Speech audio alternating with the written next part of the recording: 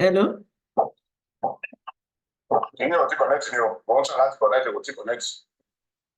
Báwo ni o ti connect? Kí ló dé? Kí lẹ lò? No, kí ló ṣẹlẹ̀ tí ó connect? Wọ́n ní mo login lọ́wọ́. Okay, ẹ login.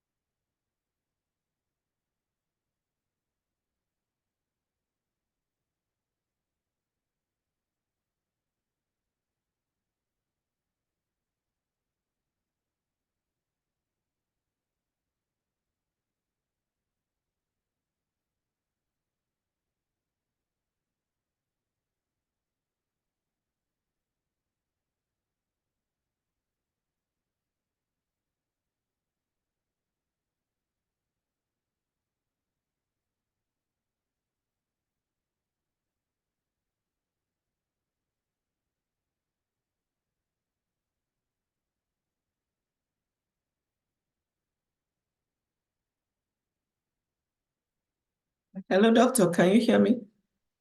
Yes, my sister. I can hear you. Okay, where's the camera? Yes, I'm here. Let me see the fine face of my brother. I'm here. How are you? I'm good. Ça va? Ça va bien. Ok. Vous, ça va? Ça va. J'aime pas oublier tout mon français. Mais c'est bon. Je peux me débrouiller un peu. Exactement. Débrouiller, c'est un gros mot. That's good. Pas bien, c'est bon. Oui, avant, je pouvais parler très bien, je pouvais m'exprimer très bien, mais maintenant, peut-être parce que je ne pratique pas. Maintenant que vous êtes... c'est ça, c'est pratiqué. C'est pratiqué. Je suis paresseuse. Je suis ici où on parle de... Non, c'est juste... Hein? C'est parce que si tu es dans un environnement où les gens parlent, ça va te pousser à parler. C'est ça. Oui, mais les gens parlent français ici, mais c'est différent. Non, mais c'est à Toronto, il n'y a pas beaucoup. Si tu étais à Montréal, ça devait être différent. Ou si tu étais à Québec City. Québec City, alors, c'est meilleur. Là-bas, là, c'est français, pas d'anglais. J'étais à Montréal, mais on parle québécois. On ne parle pas français.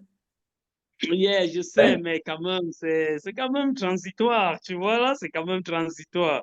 Mais à Québec City, là-bas, et ils ne veulent pas comprendre l'anglais. C'est seulement français à Québec City. Oh. On va voir. On va voir. Ça va aller. Oui. Ça va aller. Yeah, vous êtes très bien. Très bien. Alors, normalement, qu'est-ce que je fais? C'est pour regarder comment les gens sont, l'apparence. OK. Je vais changer en anglais maintenant. Je suis plus confortable en anglais. Okay. Your camera, can you try landscape instead of portrait? Like this? Yes, this is better. Okay. The point is, I can't be in the office. There's no electricity. That's Congo. That's Kinshasa. That's why I want a little bit where I can get. You know what I'm saying? From my office inside is hard to work because they just cut off the light. They cut the light in every day. Oh, like in Nigeria?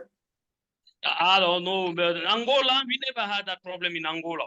Never had electricity problem in Angola. But in Congo, my God, especially Kinshasa is worse. Oh, okay. Maybe it's the population is more. Yeah, Kinshasa is huge. Kinshasa is 20 million people. 20 million. 20 million. That's one state in Nigeria. I know, but yes, compared to Angola Angola is only 35, 33 million for the whole country in Angola.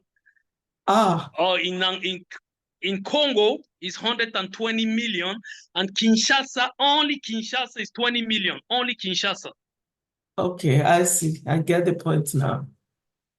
Yeah, Kinshasa is only a city, but with 20 million, it's bigger than Toronto. Toronto, the whole of Canada is just 40 million. Exactly, you know, Kinshasa is huge. Kinshasa is huge, honestly. Yeah. Welcome, Madame Josephine. Please unmute yourself. I'm going to pin you now for us to check your background.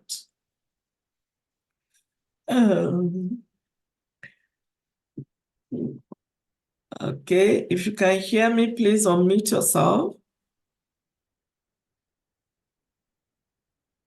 And you will need to stay, to move away from the window. The window has to be on your side, not behind you.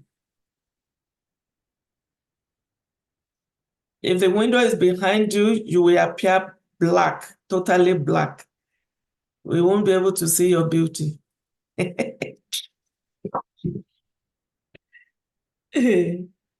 Oh, okay. Oh, beautiful. Now you have to unmute yourself. You are still muted. Yes, I know. How are you? I'm fine, thank you. Good morning. Good afternoon. Yeah. It's morning there, we afternoon there. Okay, it's morning here. We still have to do your blind a little bit more. Okay. As long as the light is coming in. Okay, now it's a lot better. Is it okay now? It's a lot better. How are you doing? It okay? Perfect. It's perfect now. It's perfect. Can you hear us? Are you hearing us? Hello? Yes, we can hear you. We can hear you very well. On mute? No, you are not muted. Waka Waka, can you hear? Dr. Waka Waka, you are hearing? Yes, I hear you. Yeah, I'm hearing her, but like it looks like she's not hearing us. I can hear her too. Yeah, that's Nigeria for you. Welcome to Nigeria, the land of opportunities and possibilities. The more you look, the less you see.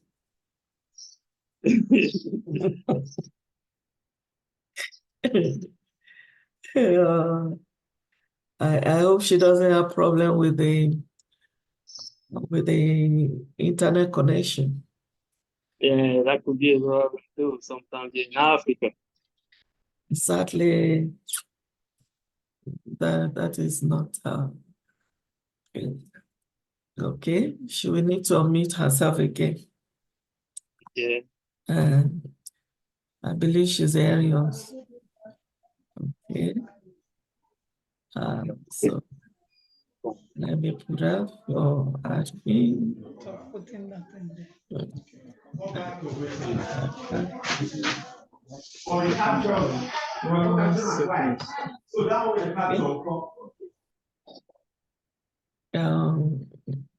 Apparently she's wearing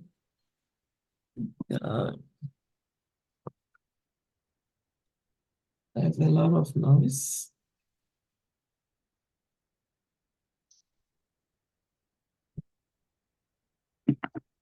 The love.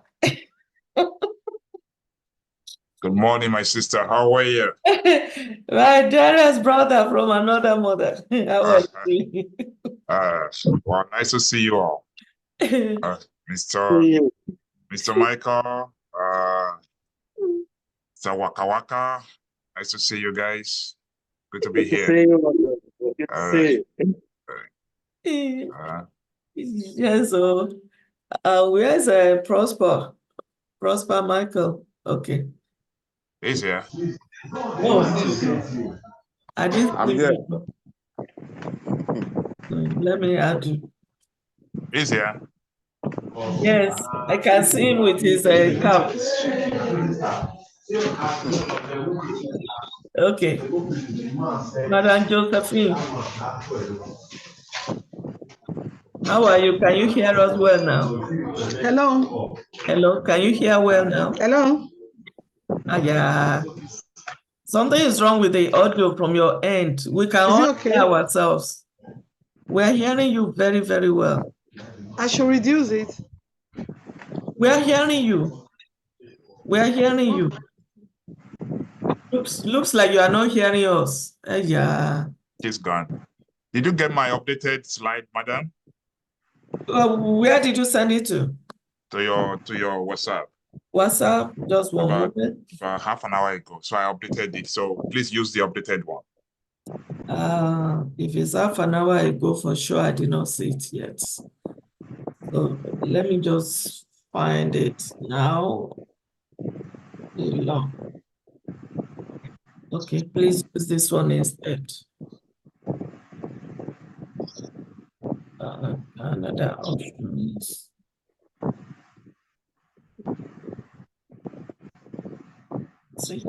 Let's start downloading.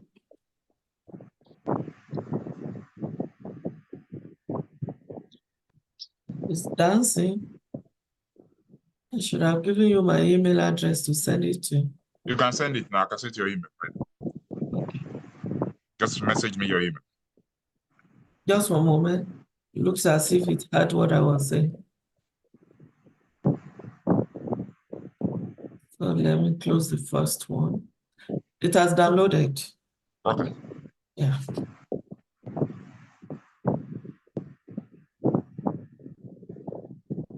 Okay.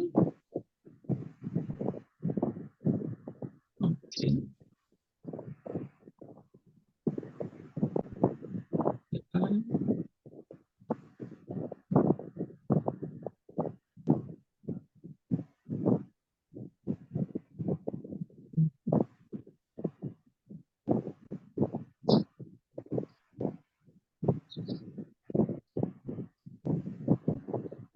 Second.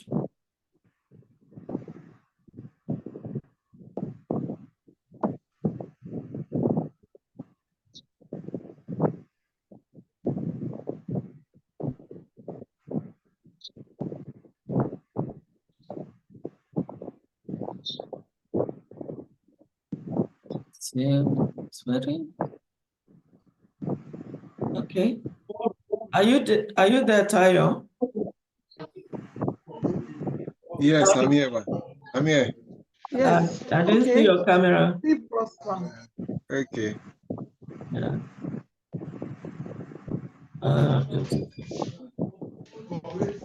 Okay, Madam Josephine,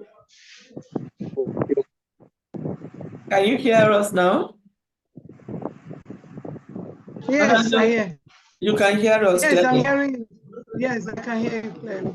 Beautiful. Thank you so much. And you're welcome. Okay. Is that Prosper? That is Prosper for you. How now? Long time. Long time, how are you? We are seeing again after some time. Yes. Nice to meet you, madam. Fine. Are you? I didn't meet you. Thank you. Don't worry. I'll come join you for Benin very soon.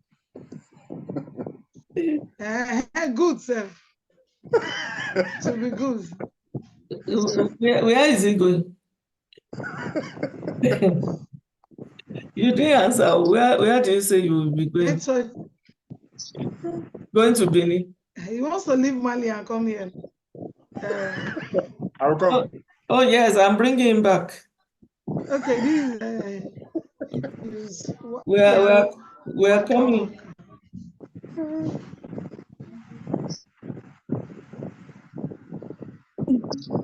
The network here is something else.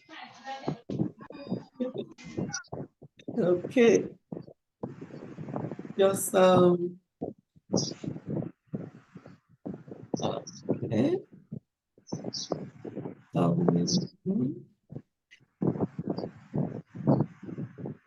Just a moment for my end.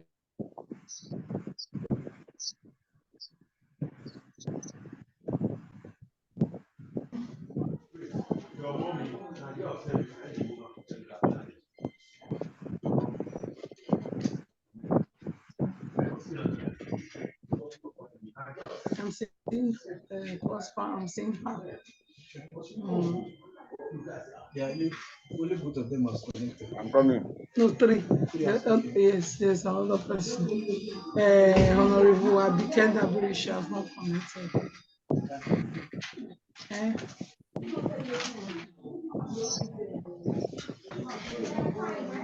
Not correct all this. Wait. The one you know say is this man, big man.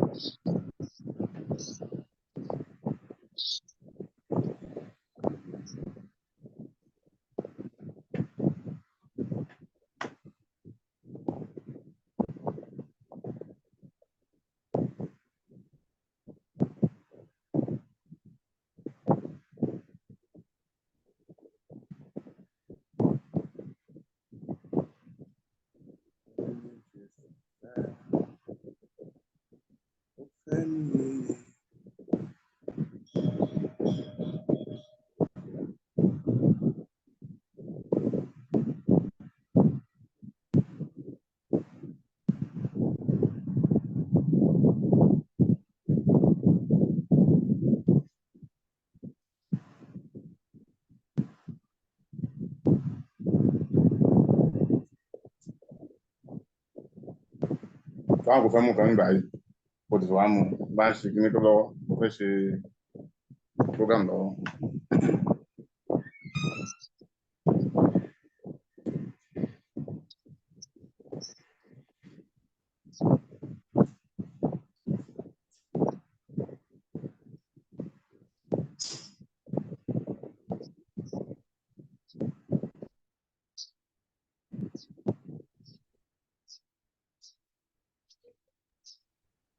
Oh, Mr. Prosper. Are you hearing me, Prosper?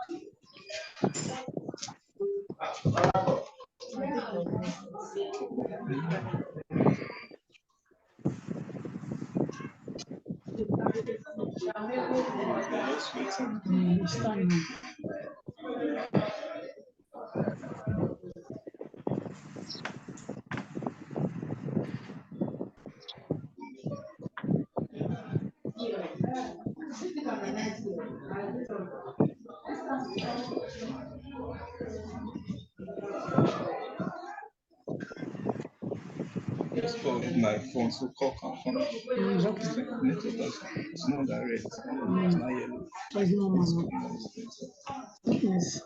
That means the Airtel network is.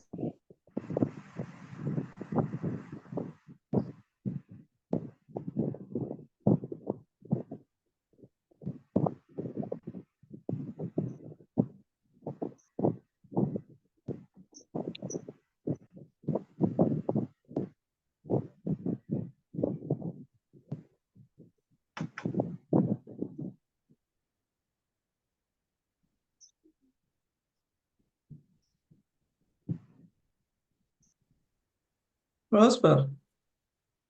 What? Okay. I think we have Mr. Ganil here. Remaining. I said, I think we have Mr. Ganil remaining at Tokolo. Do you want to call him? Okay, Mr. Tokolo.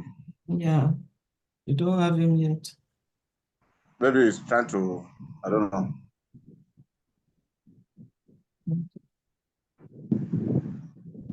What Mr. Ganil?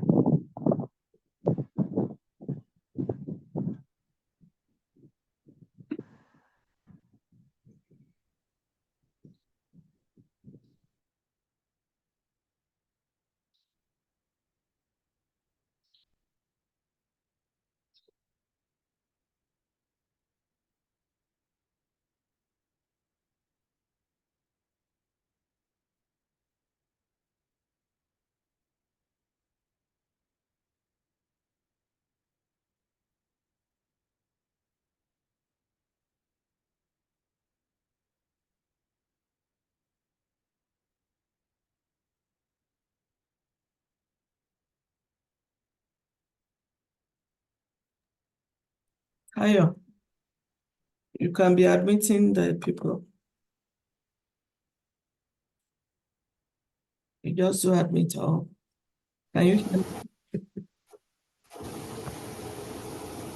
Okay, well, I'll be admitting them now. I was waiting for us to start before. I'll keep admitting them. Anytime.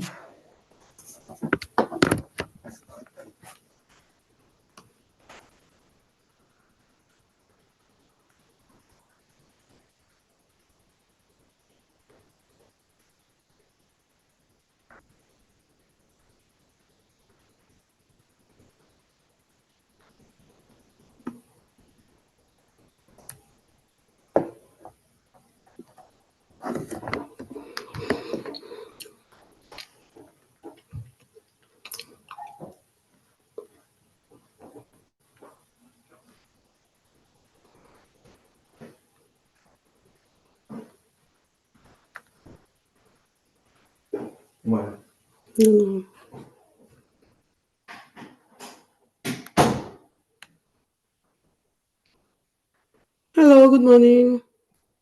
Good morning, Fumi. How are you? Good morning. Fine, thank you, ma'am.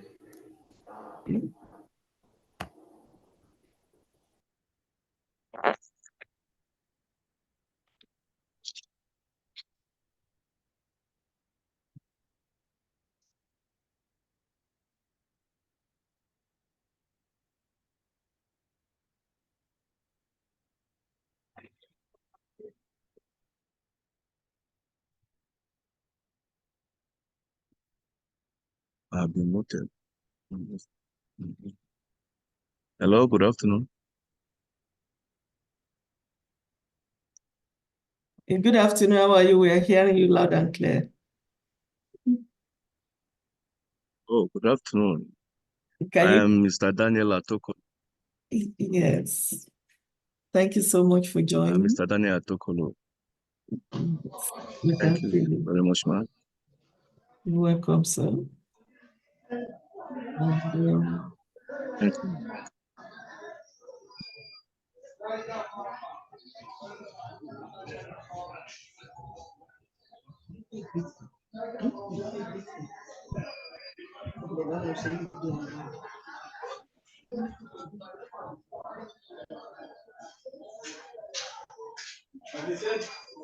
Accepting for everybody now. Please, let me just finish. This thing is sour. They are like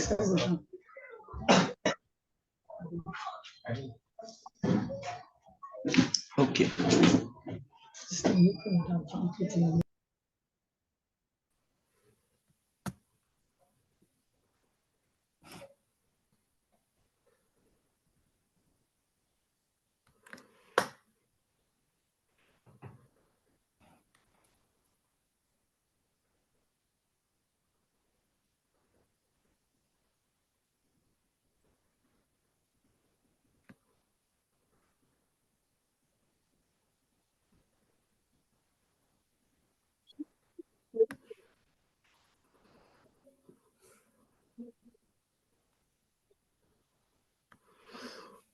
Good morning, ladies and gentlemen. My name is Shinyeri from Loyalty Journey. The meeting will soon start soon, but before then we can introduce each other. Hello, everyone. My name is Mrs. George Elizabeth George from Nigeria. Hello, everyone. My name is Odupe Adilanwa. This is Odupe Adilanwa from Nigeria. Thank you. You're welcome, ma. Thank you. Hello, everyone. My name is Daniel Atokolo from Nigeria. You're welcome, sir. Thank you, sir. My name is Ola. Thank you. Thank you. Welcome, ma'am. Ayo. Hello, my name is Olakwade Lutayo from Canada. You're welcome, sir. Ayo, there are people in the waiting room. I've admitted them already. Okay. Nice to meet you. Dr. Waka Waka, you want to introduce yourself? Hello, family. I'm Dr. Hughes here, Waka Waka. At the State of America, Chicago, Taylor University. Glad to be here with you all.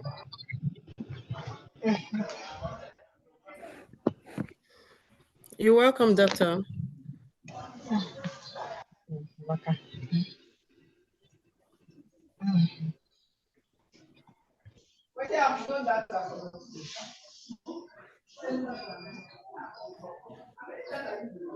Do we still have people in the waiting room, please?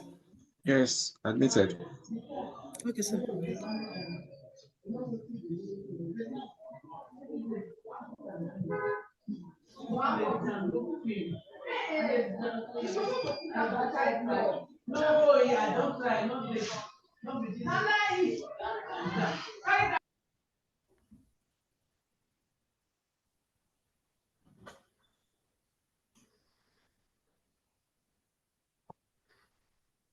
Okay, the meeting will soon start. A few more minutes, please.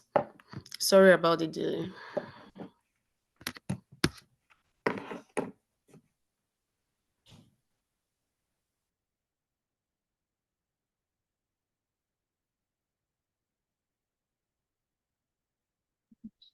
Yes, good morning, everyone. Good afternoon, good evening.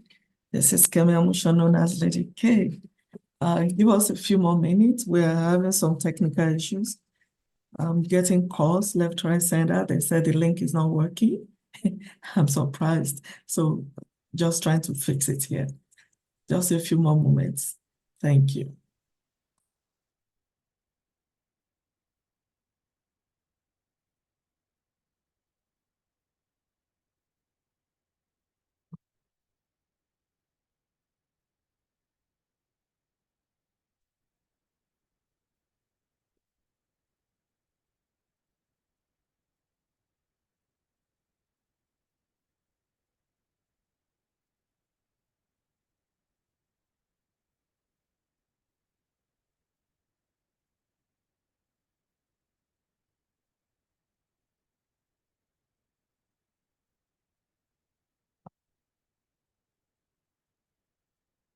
So while we are waiting, please, you can share your information on the chat. This is not only for us to talk, but also to network.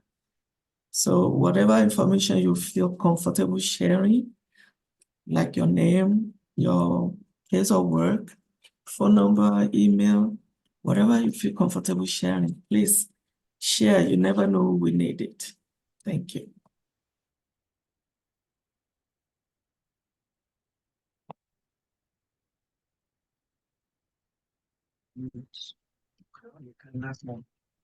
Hello, good afternoon, everyone. My name is Daniel Atokolo. I'm the immediate past director of investigation and monitoring at NAPTIP. We all know NAPTIP stands for the National Agency for the Prohibition of Trafficking in Persons.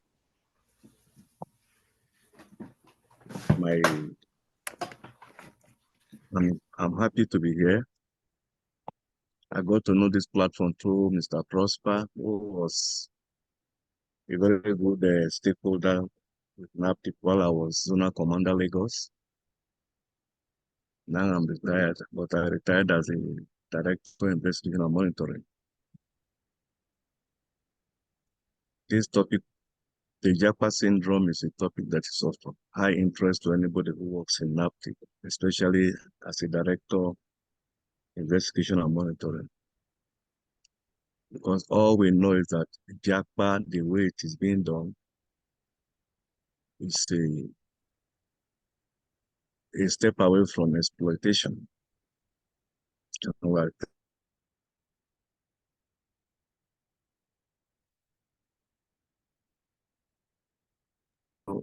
Thank you so very much. Thank you. Yes.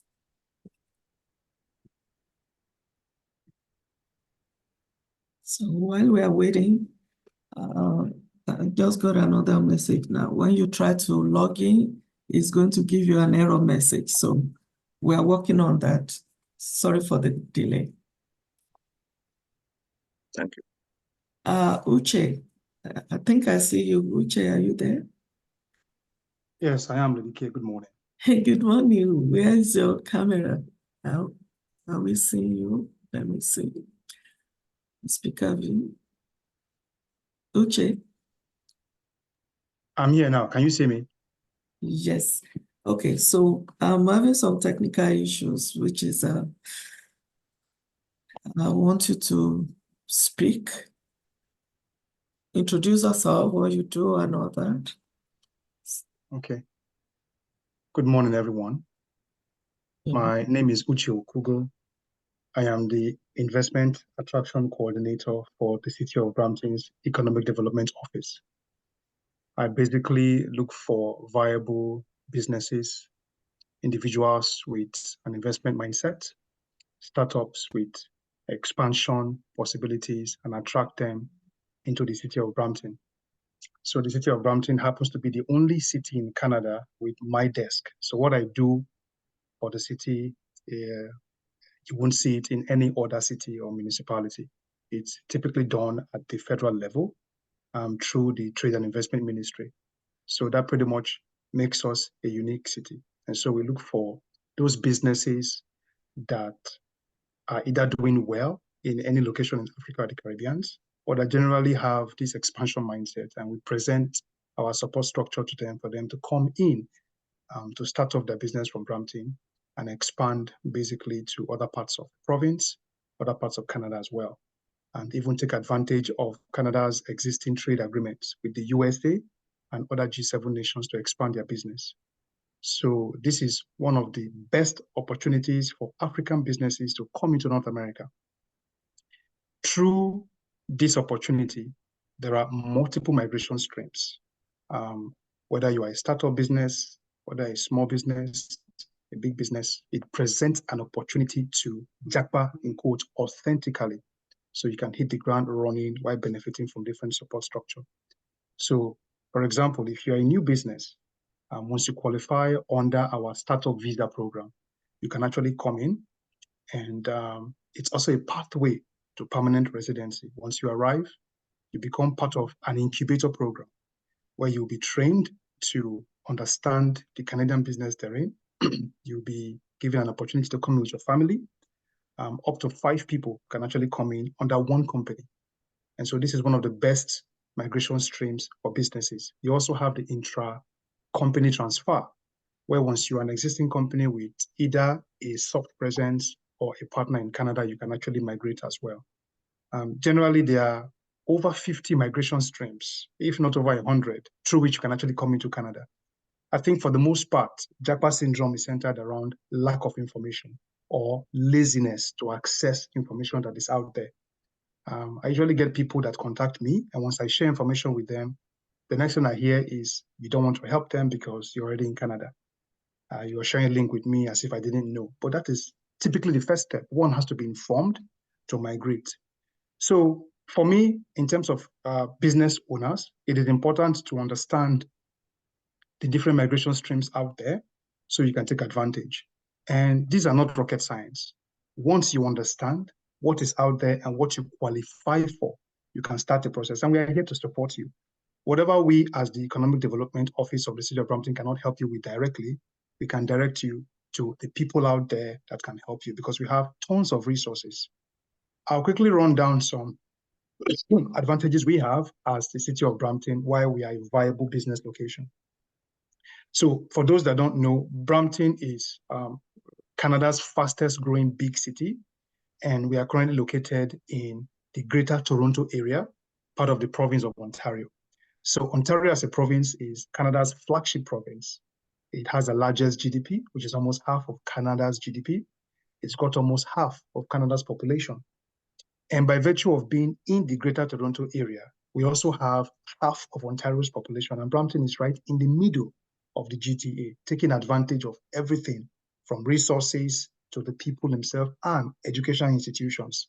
So as a business in Brampton, you can be sure that once you are here, you have access to people, access to tools and techniques as well. Brampton is also close to a popular highway called Highway 401. Now, just last year, Highway 401 became the world's busiest highway. Thank you. Uche? Yes. I know if I allow you to keep going, you can, for the next 1 hour, you are still talking. Okay. You have just done a pre, that is just, you've just had to whet the appetite. So you will get your time to Oh, okay, okay. Yeah. That's fine. Thank you so very much. Okay, Chinyere, you have the floor. Unmute yourself, please.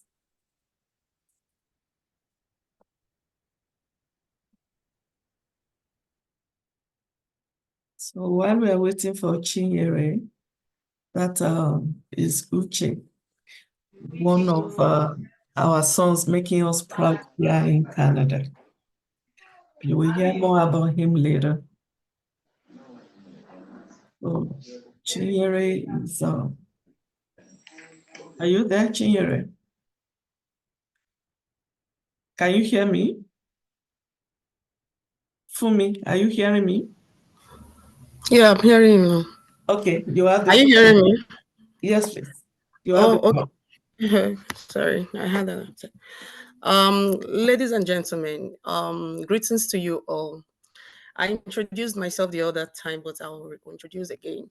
My name is Zolua from Layo Chinyere Tijani, a director of Global Women Ambassador of Canada. I am pleased to introduce Global Women Ambassador Canada, a leading organization dedicated to empowering women and advocating for gender equality globally. Through its impactful programs, it promotes women's rights, combats violence, and fosters leadership across various sectors.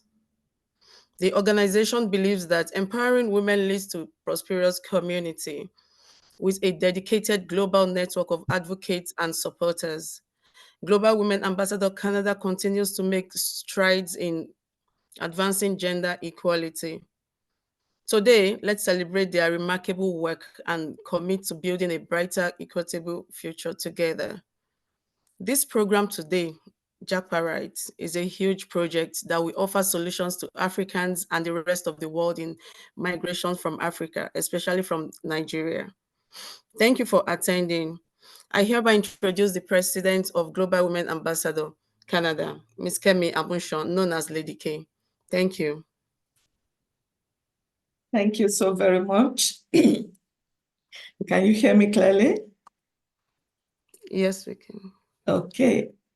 And okay, let me turn on my camera because I've been busy all along. Hey, hello everyone. Good morning, good afternoon, good evening, wherever you are joining us from. This is really fantastic to have all of you there today. Today, my name is Kemi Amushon, known as Lady K, as you know. Esteemed guests, distinguished speakers, members of the press, and our wonderful community, I'm deeply honored to welcome you all to the official launch of JAPA RAIT, which means Migrate the Proper Way, an initiative aimed at addressing the critical issue of illegal migration between Canada and Africa. Not only Canada, I take that back. Between Canada and Nigeria, Africa, and the world as a whole. This initiative is a testament to our commitment to creating a safer, more informed, and prosperous future for all. Uninformed migration has had a profound impact on the lives of individuals and families, often leading to exploitation, human trafficking, and a loss of opportunities for those seeking a better life. The consequences are not limited to the migrants alone. The ripple effect goes through the communities and strain the resources of both sending and receiving countries. For Canada and Nigeria, for example, this has had a very significant economic, social, and cultural implications. It strains our social services, undermines our labor market, and creates challenges in integrating newcomers into our societies. Furthermore, it perpetuates stereotypes and misunderstandings, hindering the development of strong, mutually beneficial relationships between our two nations. But today, we are here to turn the page and write a new chapter in our shared history. Global Women Ambassadors Canada, through its innovative programs, is taking the lead in addressing these challenges. Our programs aim to empower individuals with knowledge, skills, and resources they need to make informed decisions about migration, while also promoting legal and safe migration pathways. JAPA RAIT, that is Migrate the Proper Way, is more than just a program. It's a movement. It's about creating awareness, fostering dialogue, and building bridges between communities. It's about recognizing the dignity and worth of every individual, regardless of their immigration status, and providing them with the support they need to thrive. As we launch this initiative today, I encourage each and every one of you to join us in this important journey. Whether you're a policymaker, a community leader, or an individual passionate about making a difference, your voice and your actions matter. Together, we can make a difference. Together, we can ensure that migration is a choice, not a necessity forced upon people by circumstances beyond their control. Together, we can build a future where everyone has the opportunity to live a life of dignity, security, and prosperity.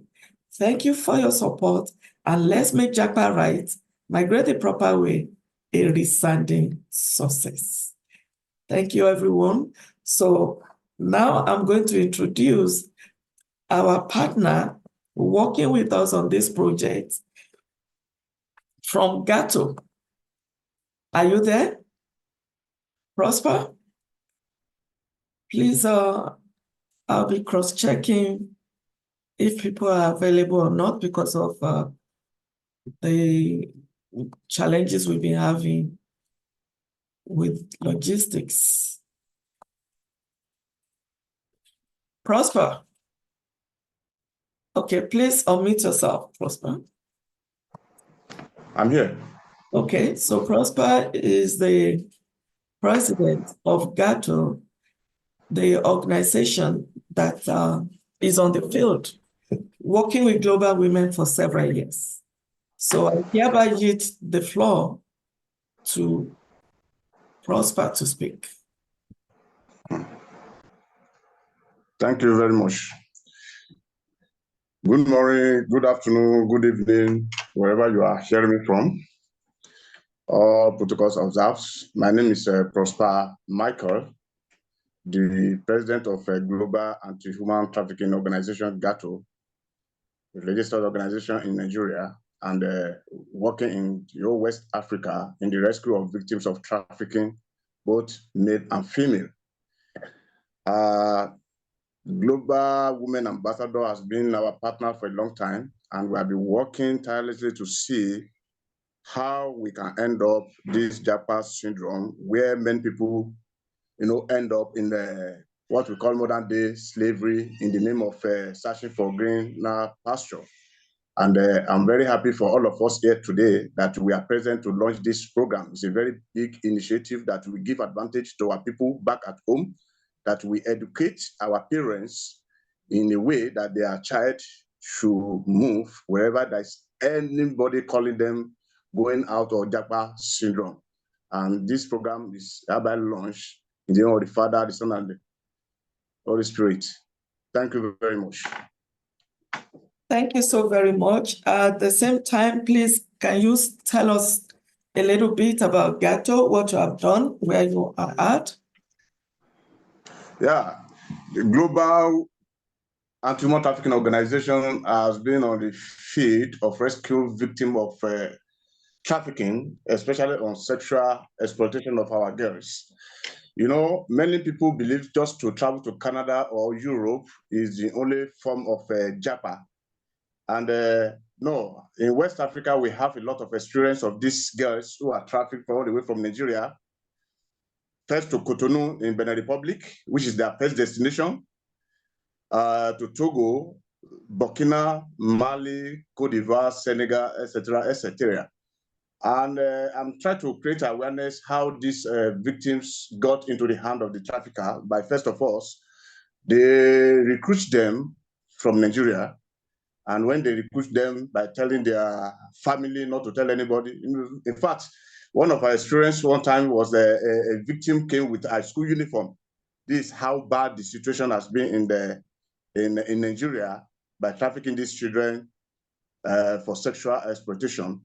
And we have been on the field for a long time, very, very long time, whereby we have rescued more than 3,000 Nigerians with the help of Embassy of Nigeria, IOM, and Global Women Ambassador in repatriation of these victims. So we have been facing a lot of challenges, especially in empowerment program, which I believe as this program is going on, we are going to discuss this back and see what we can do more so that we can eradicate the syndrome. Thank you. Okay, so to give people the visual representation of what you are talking about, let me quickly share my screen. Can you see my screen, please? Can you see my screen? Yeah, we can see. Yes, we can see it. Oh, yes, yes, we can see. We can see that. Nice to see you, Nepe. Okay, Yes, thank so you.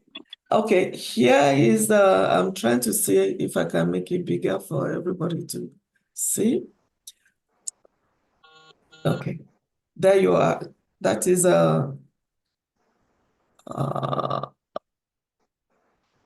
okay. Okay, so you can see here, this is Mali, right?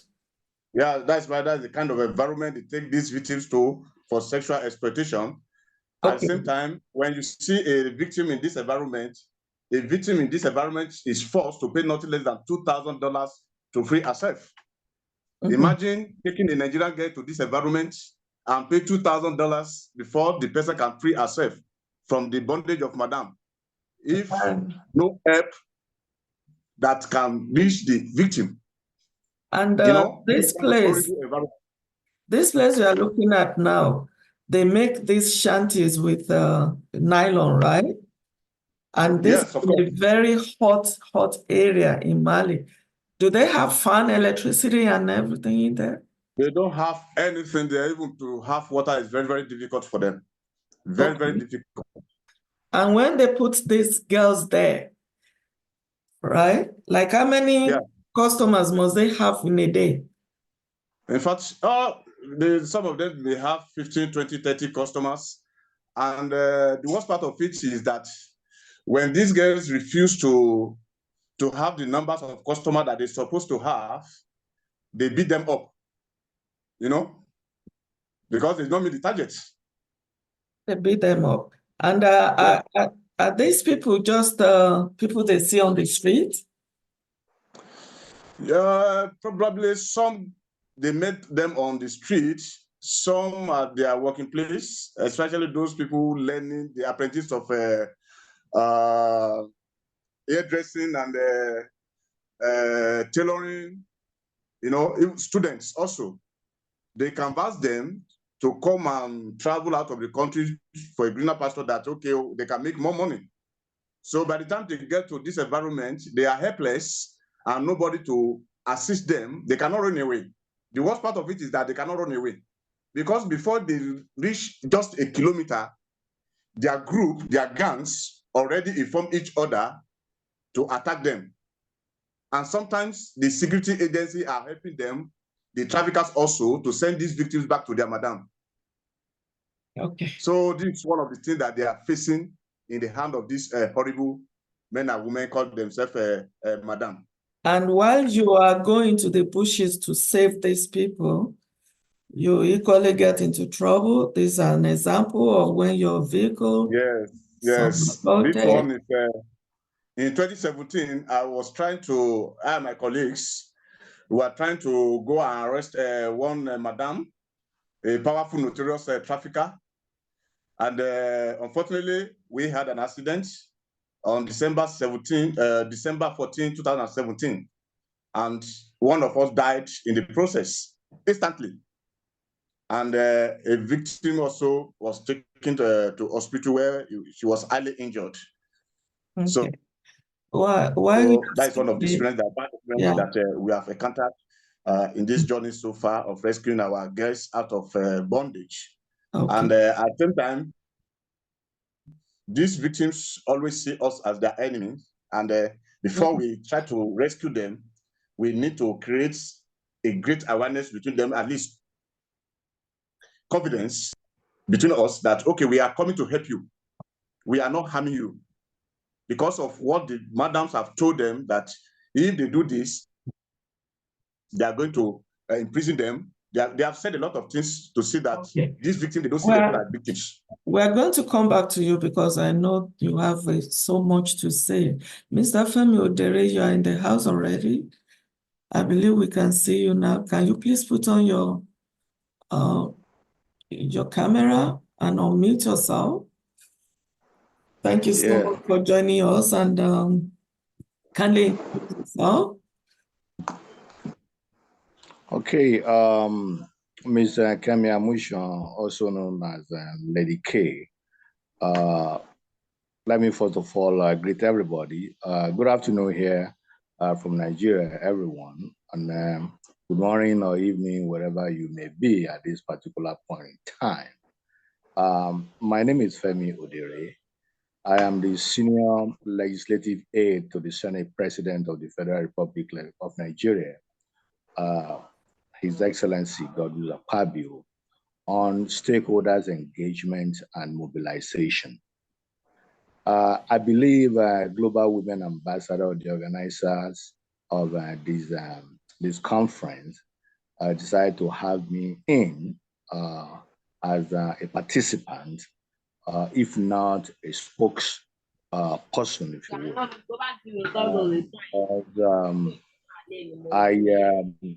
I have one or two things that I can contribute to this. And one of that is the fact that I'm also a returnee. The returnees here are actually, we are called Paja people. I don't know if any one of you has heard that term.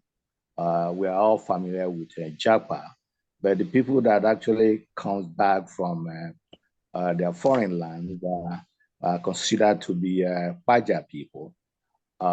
Thanks to the Nigerians in Diaspora Commission, which is headed by Honorable Abike Dabiri. I believe the staff of that commission are the one that actually coined that word.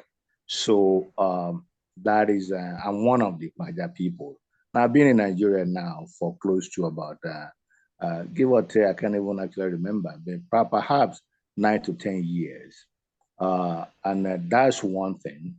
The second is the fact that aside from this current portfolio at the federal level that I'm having, I also started my what you can call political journey in Nigeria from Ekiti State. as an appointee of the former governor of the state, His Excellency Dr. Kayode Fayemi. I was the senior special assistant, that is, of the governor, of the former governor, on diaspora affairs. So because we are talking about diaspora related issues now, I guess I can be considered to have one or two things to say concerning this situation. Now, coming back to the subject matter of the day, which is JAPA RAIT, the right way to migrate to developing countries of the world. The idea of migration has always been with us from time immemorial. It is not a new thing. People do go out of their immediate environment, from their geographical locations, to explore foreign land for whatever reasons. And most of the reasons why people tend to go out is for the most part, let's even take from the angle of the African continent, and Nigeria in particular, is to advance our education, is to further our education, and that has always been the way. It is. But I can remember, basically, to further our education. But the migration paradigm now, it seems to be, has taken a very peculiar, if not worrisome, dimension. In the sense that, yes, we still have a significant number of people who are actually serious of traveling out of their immediate environment for educational purposes. But then we have another huge segment of this who are still looking for economic value.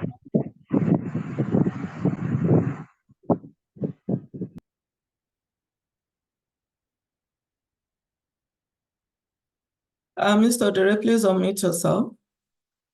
Okay.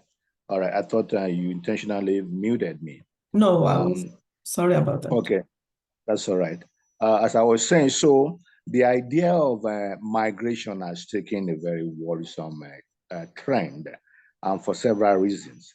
Now, it is no longer business as usual in terms of somebody wanting to go and getting somebody to help him to go to the so-called advanced country. Because when I wanted to leave Nigeria too, that was in the 80s, I sought the assistance of a gentleman who came from the United States at that point, and he gave me direction as to what to do and all of that, and I did that, and I ended up where, you know, in the state of Illinois, and I started my education, and that was it.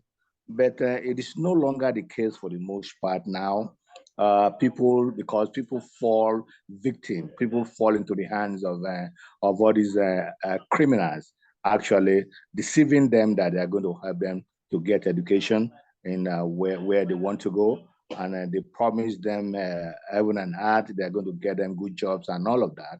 And innocently, these people believe in them, these youths believe in them, only to end up getting them into prostitution trade, just like Mr. Prosper mentioned. And as if that was even not bad enough, they end up getting their organs harvested without their consent. And some people, quite frankly, have lost their life, even without their parents or their loved ones back at home ever knowing that they had died a long time ago. So this is the reason why I said that the JAPA syndrome now is beginning and has become to be very worrisome. And that is just from the going end, for a lack of a better word, from the receiving end. And that is that when they even get to where they intend to go, let's take, for example, Canada. when they eventually get to Canada, just for the sake of argument, for the sake of explanation, these people will face another hurdle, and the hurdle of not knowing exactly what to do, and this has contributed immensely to broken homes, depression, homelessness, and all kinds of unpleasant and human experiences. And this to me is where the Global Women Ambassador actually comes in by providing information and to some extent to assisting these individuals to actually either make their living, their immediate environment to be relatively to be seamless almost, and even when they get to their desired destination, they can actually get assistance and further education and none of that. And that's why I would have to immensely thank Mr. Kemia Musho, also known as Lady K, and the entire organization of Global Women Ambassadors in Canada for this very laudable initiative and this vision and purposeful engagement of our youth, that if they must travel, there are better ways to do that.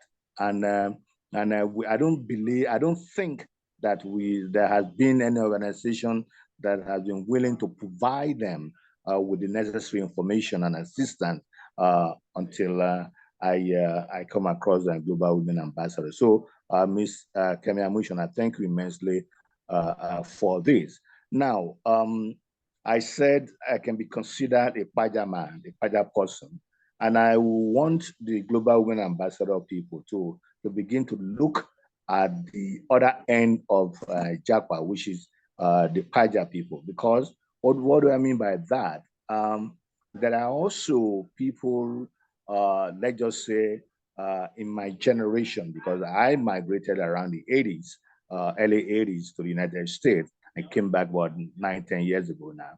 And I know for a fact that there are quite a significant number of people who have been in the developed countries of the world who wanted to come back home, who wanted to actually, because they've done that, they've been there, and they're just tired. They want to basically transplant, if you will, themselves back into their home countries. But then they don't have information either. They don't know how. There are some of us who are considered lucky. I consider myself relatively lucky to have been able to transplant myself back into my country, but it wasn't easy either. Don't get me wrong. Initially, I was like, I'll be like, am I mad? Am I crazy? Why am I even here?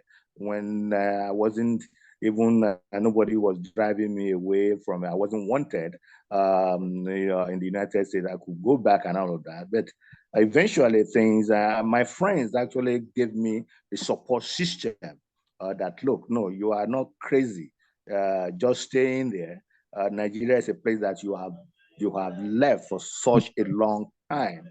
We're talking about close to 3 decades at that time.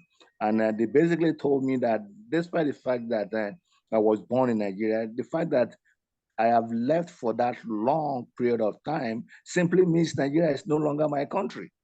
That I should look at Nigeria I should look at myself as a foreigner who's now trying to learn and relearn new things. Thank you, and sir. I take their counsel, So, Yeah. but anyway, I know my time is probably fast spent, but let me also say this, that yes, the government is aware of the issue of JAPA, and it's really worrisome, more so from the angle of our professionals, the healthcare professionals, doctors, nurses, and all whatnot, who are actually migrating in droves now, and they are putting measures in place to curtail that. Unfortunately, time is not going to permit me to say one or two examples, but I can say the student loan bill that the president has just passed into law is another mitigating factor, if you will. that once it fully comes into full force, I'm sure our youth are going to now rethink the idea of wanting to advance their education when they can have that right here in Nigeria. So it's a good thing, and I have no doubt in my mind that this initiative is going to be successful. And I can also advise that Global Women Ambassador looks very seriously into partnering with government agencies who are actually saddled with this responsibility of curtailing this very unfortunate situation that we're dealing with at this particular point in time as a nation. Thank you. Thank you so very much. I apologize, we don't have so much time in order to go around everybody.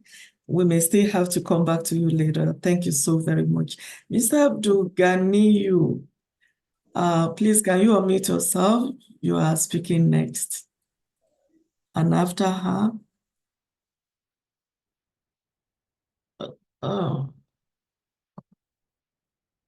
Are you there, Mr. Abdul Ganiyu?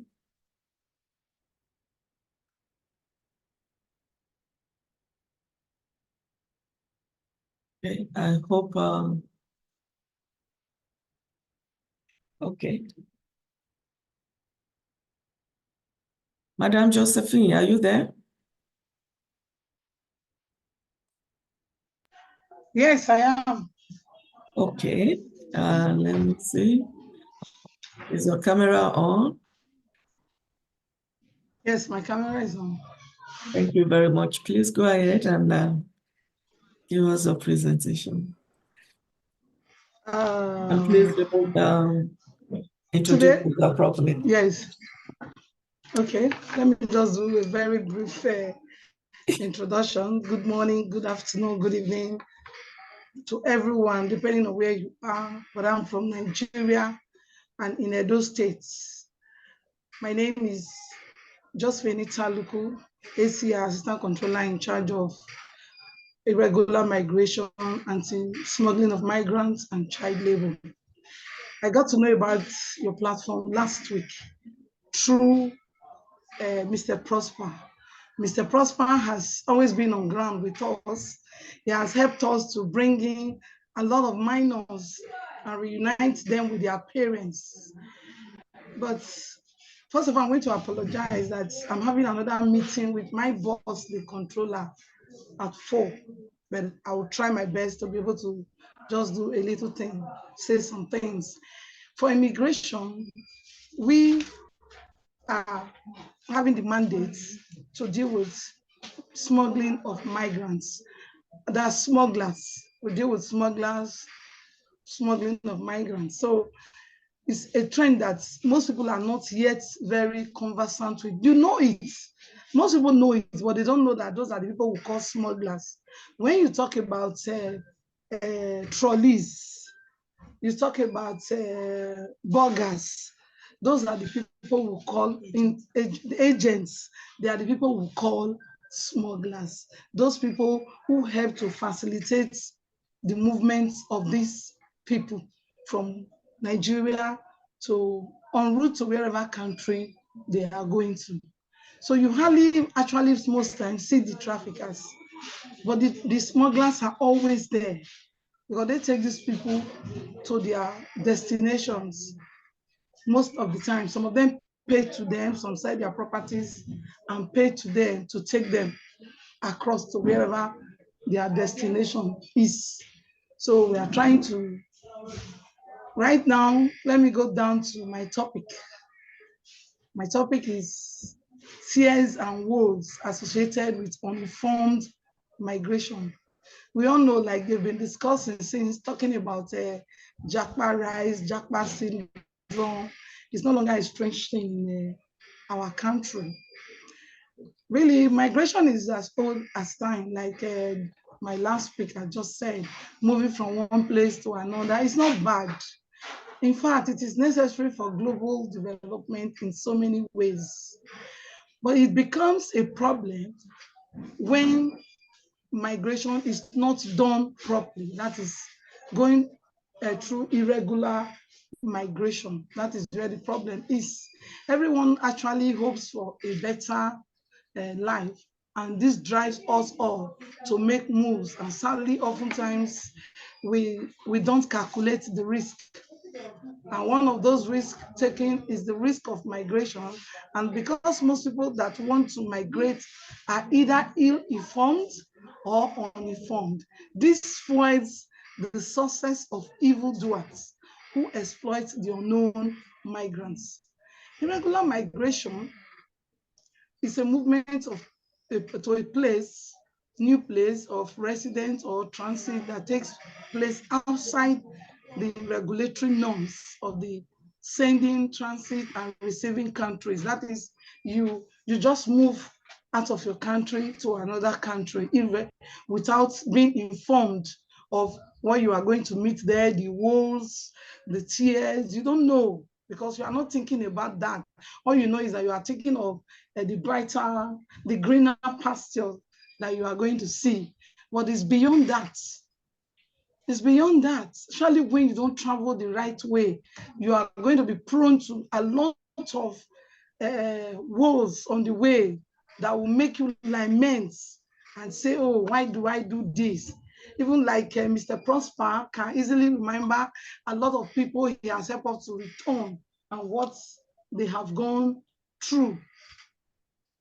They have gone through a lot of things, going through unauthorized entry, some overstay visa validity, some use fraudulent documents, non-compliance with orders to depart after failed attempt to claim asylum for those who wants to claim asylum. And all these things, because they are uninformed, they don't know that there are modes or requirements for seeking an asylum. They don't know.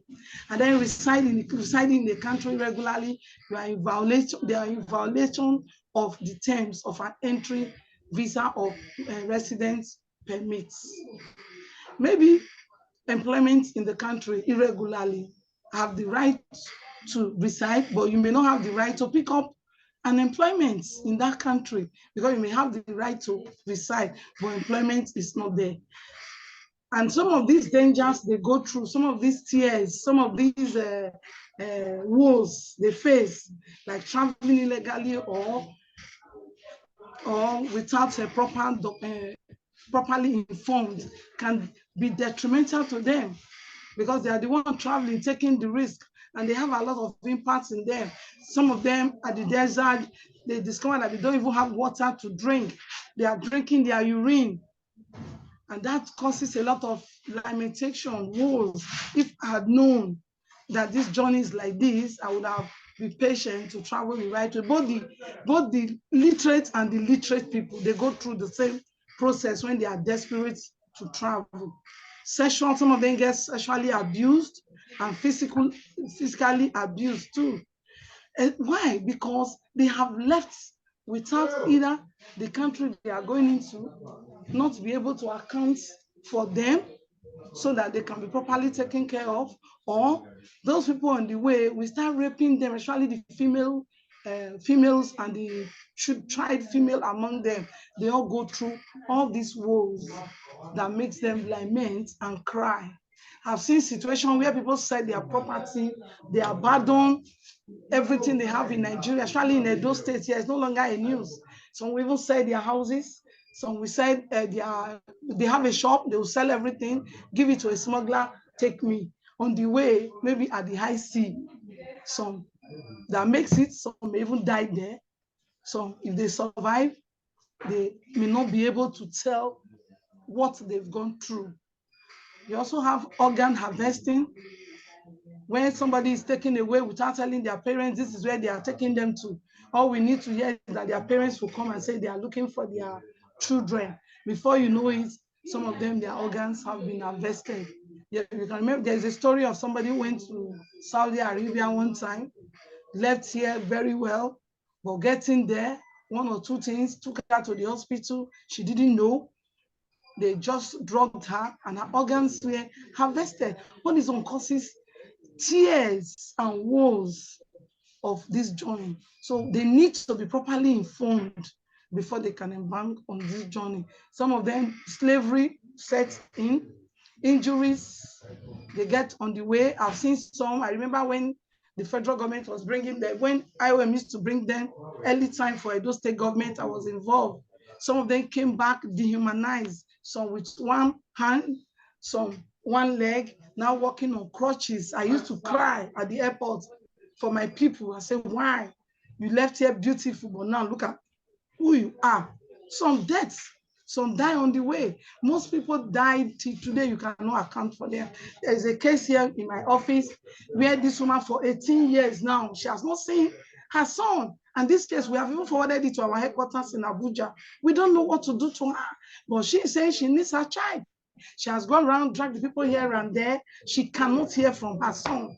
And they keep deceiving her, your son is still alive, going to different places to tell them that she wants to know if her son is still alive for 18 years. And that is her first son, the first child of her womb, cannot be found for over 18 years. But she knows about the people who smuggled that child from Nigeria to Libya. But those people too cannot provide the child.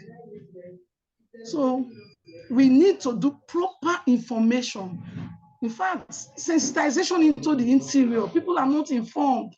They need to be informed so that we can teach them. And I'm happy immigration is doing a lot now to be able to get people informed. And we have steps now that we are not telling them, before you want to travel, define your purpose. Why are you traveling? Why are you migrating? Like I said, we are not saying don't travel. We are not saying don't migrate, but migrate the proper way. And you must first of all know your purpose, define your purpose, so that you will not go and face all these tears and woes on the way that you regret from. Then you have to acquire your passport. Have you seen somebody traveling?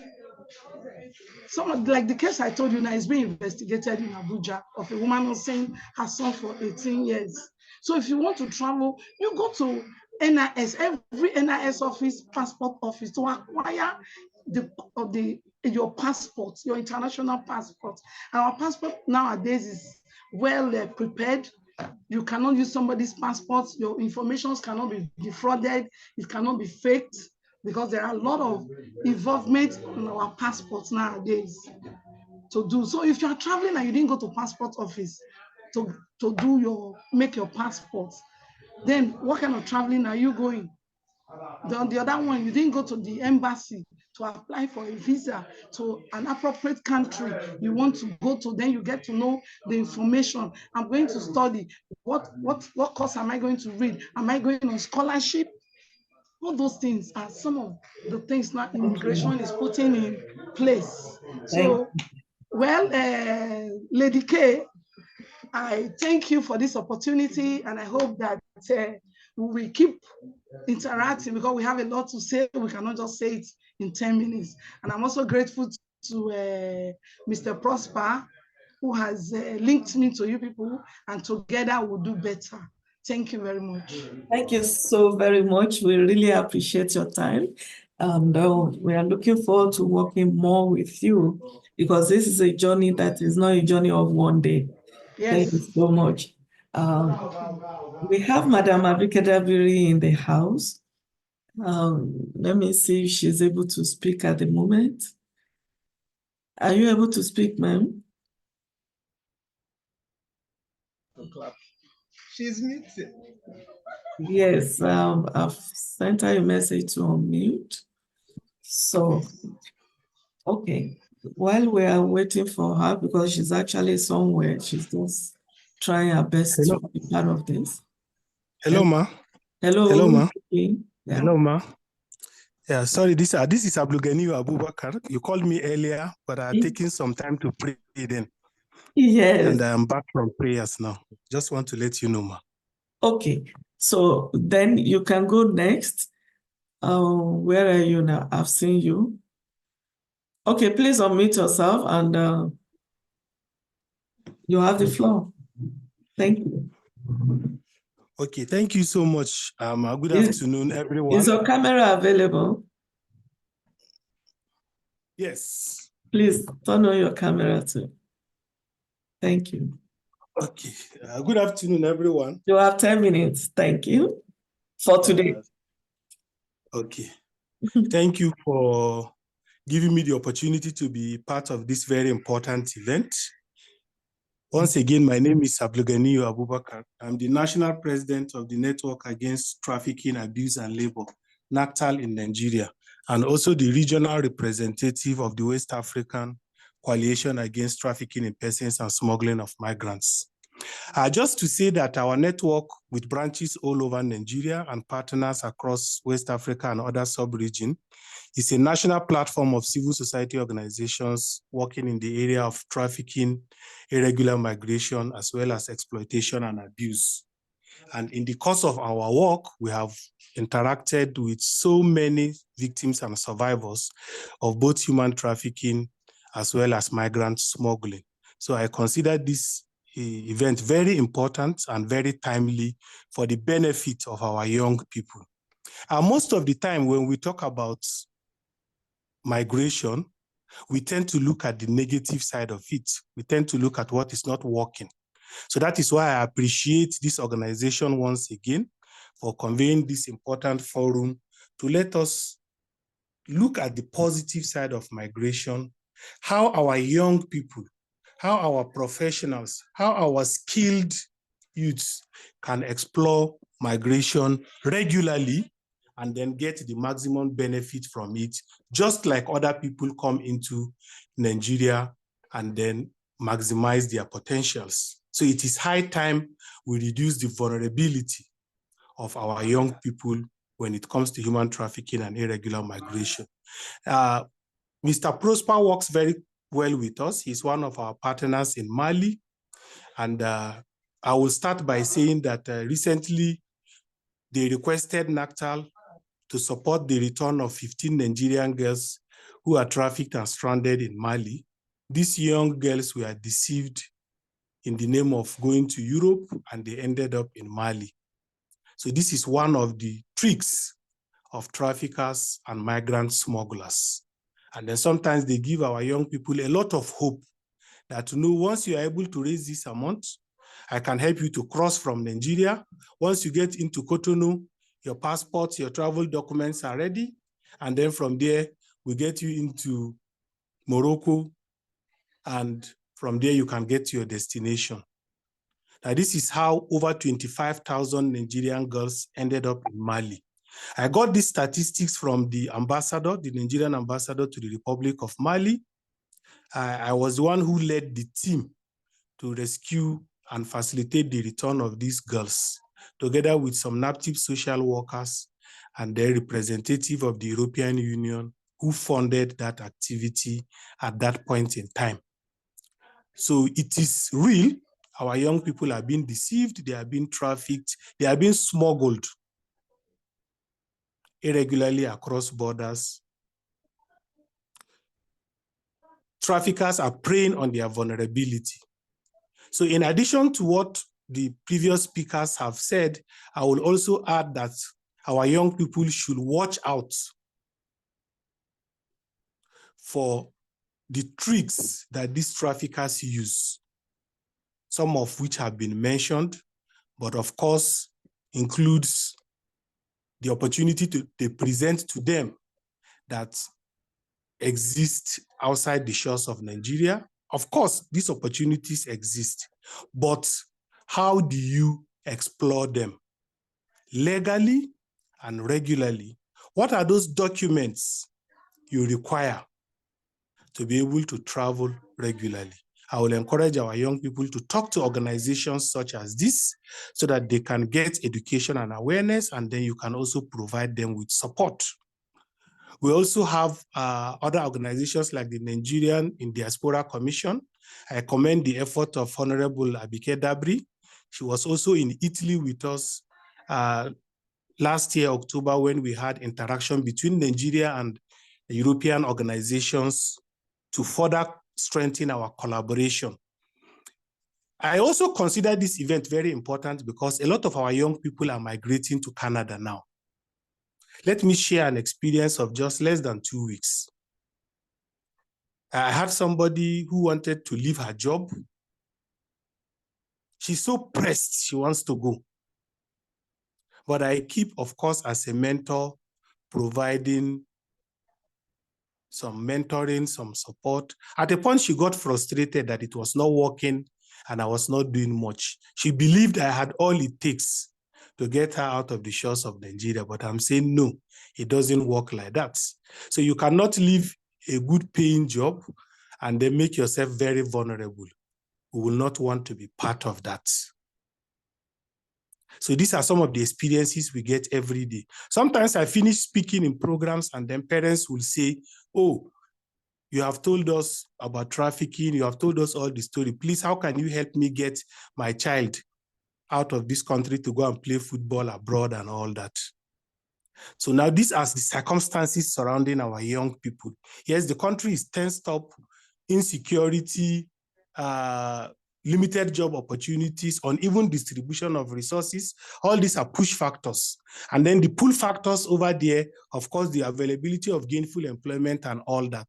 So in summary, because of the limited time I have, I want to encourage our young people, both those who are listening to us, the organizations who are part of this, to take this message. Yes, opportunities are available, and it is their right to migrate regularly. Nobody should tell you not to go. No. But if you have to go, you have to migrate regularly. And then the best way you can do that is to speak with those who are aware. All those who have spoken before me and those who will speak after me are people who have been working in this area.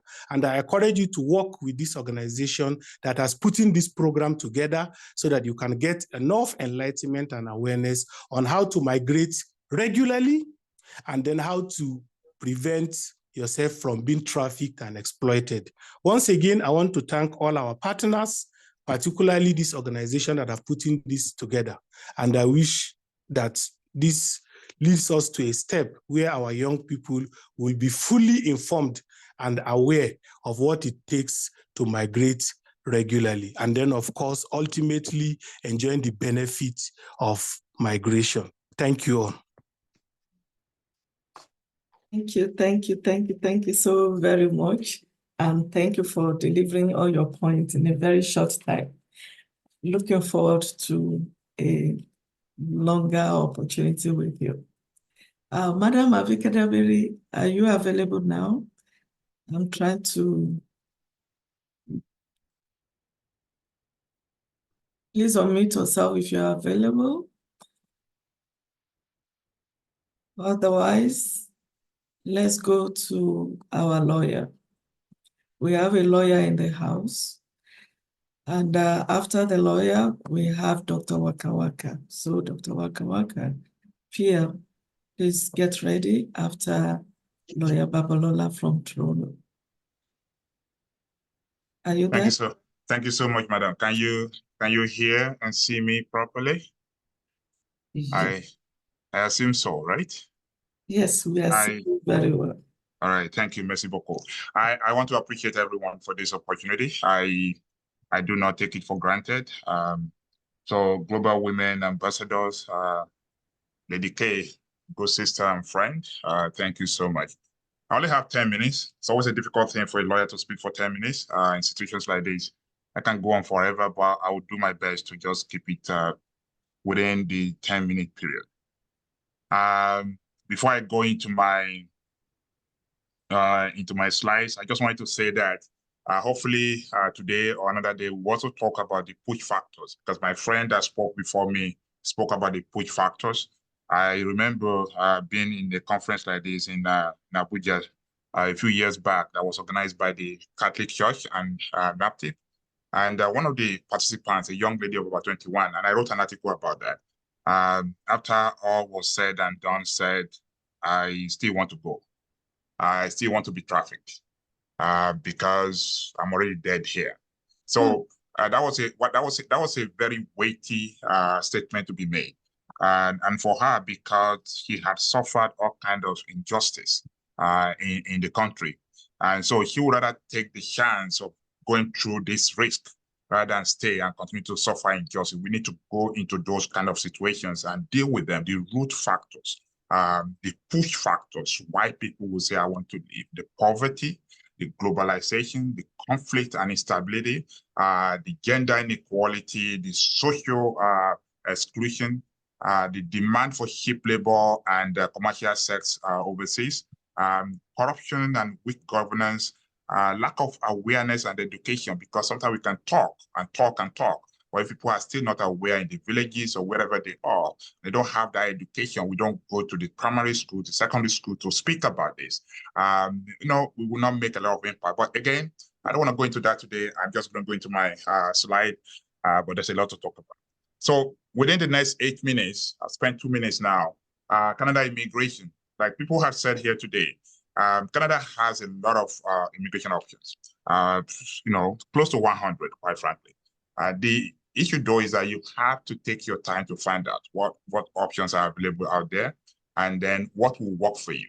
And then if you are not qualified for any of the options, then work towards qualifying. The problem is that there are a lot of people with the microwaves, mentality of I want to go now. I just want to go now.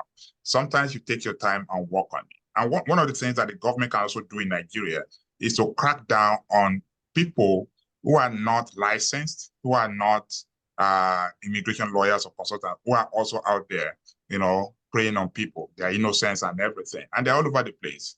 When you go to Nigeria, right from the airport, you see advertisements, you hear on the radio, you hear on TV. I think the government needs to do something about that. Otherwise, we'll continue to have this problem. So Canada immigration options, slide 2, please.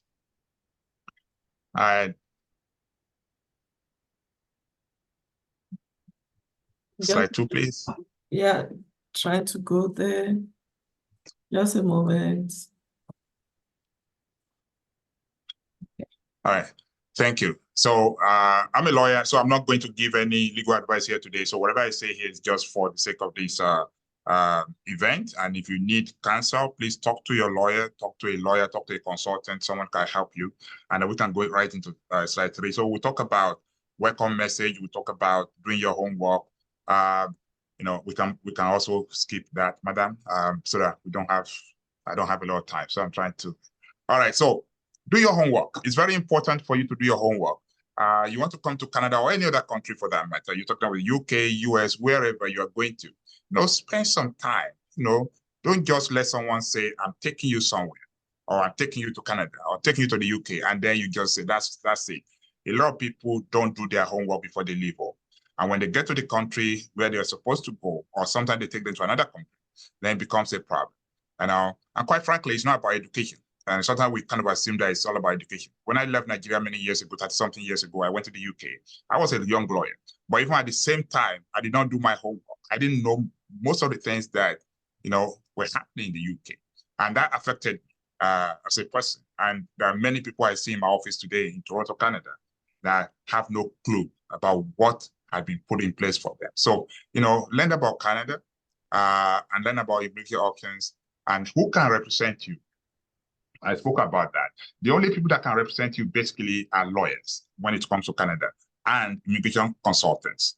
And the difference between an immigration lawyer and a consultant, because some people ask me that all the time, is that a lawyer is a lawyer, somebody who had been to law school, who is educated, who is educated in law, without, and who has been called to one of the provincial bars in Canada.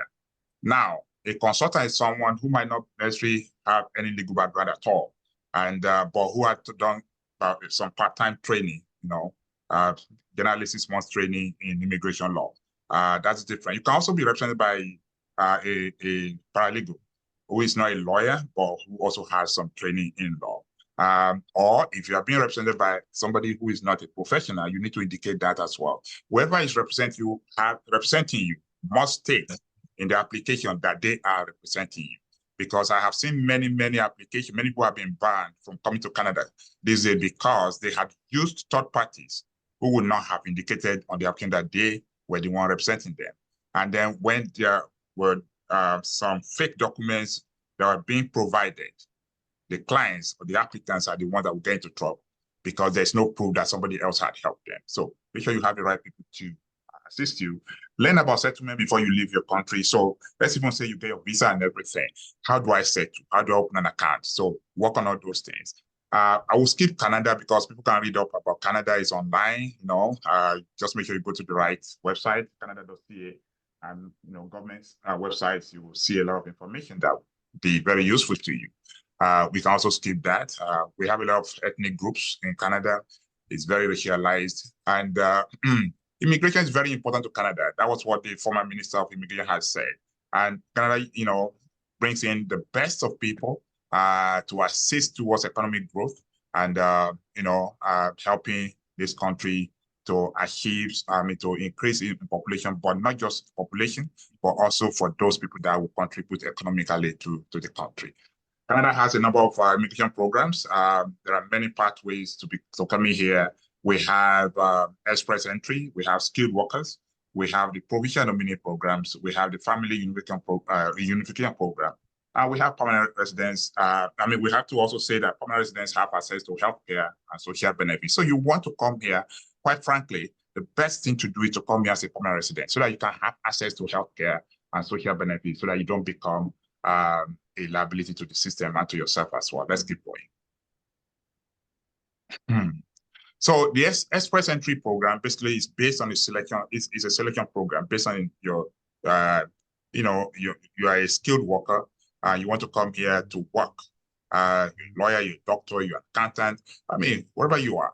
So this is a program that you need to meet certain criteria, which will be based on age, education, work experience, whether you have family members here, all those things. Very important.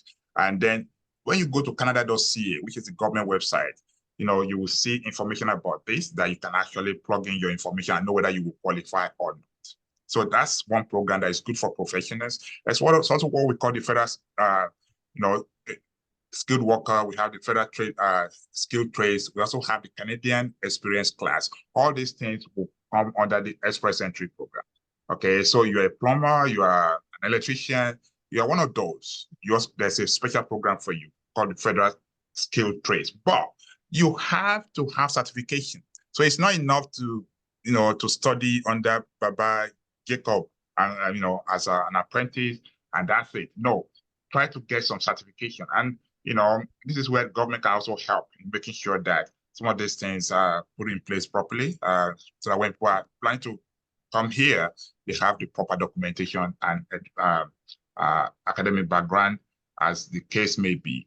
The Canadian experience class is for people who have studied here or we have worked here. We have met some criteria as well. The next slide, please. I will wrap up in about 3 minutes. So, all these things, when you apply, you'll be ranked whether you qualify or not, based on your language proficiency, your education, your work experience, your ties to Canada, and other requirements. And then you put your information into system, online, canada.ca. And then basically you will be invited to apply for permanent residency if you qualify. If you don't qualify, you can sit in that pool for next 1 year before you drop. And then what I would, I advise people is that if you are not qualified, find out why you're not qualified, why you don't meet the criteria, then go and work on it. So generally speaking, once you have been called to apply for permanent residency, it can take about 6 months for the process to be completed. Let's keep going, madam.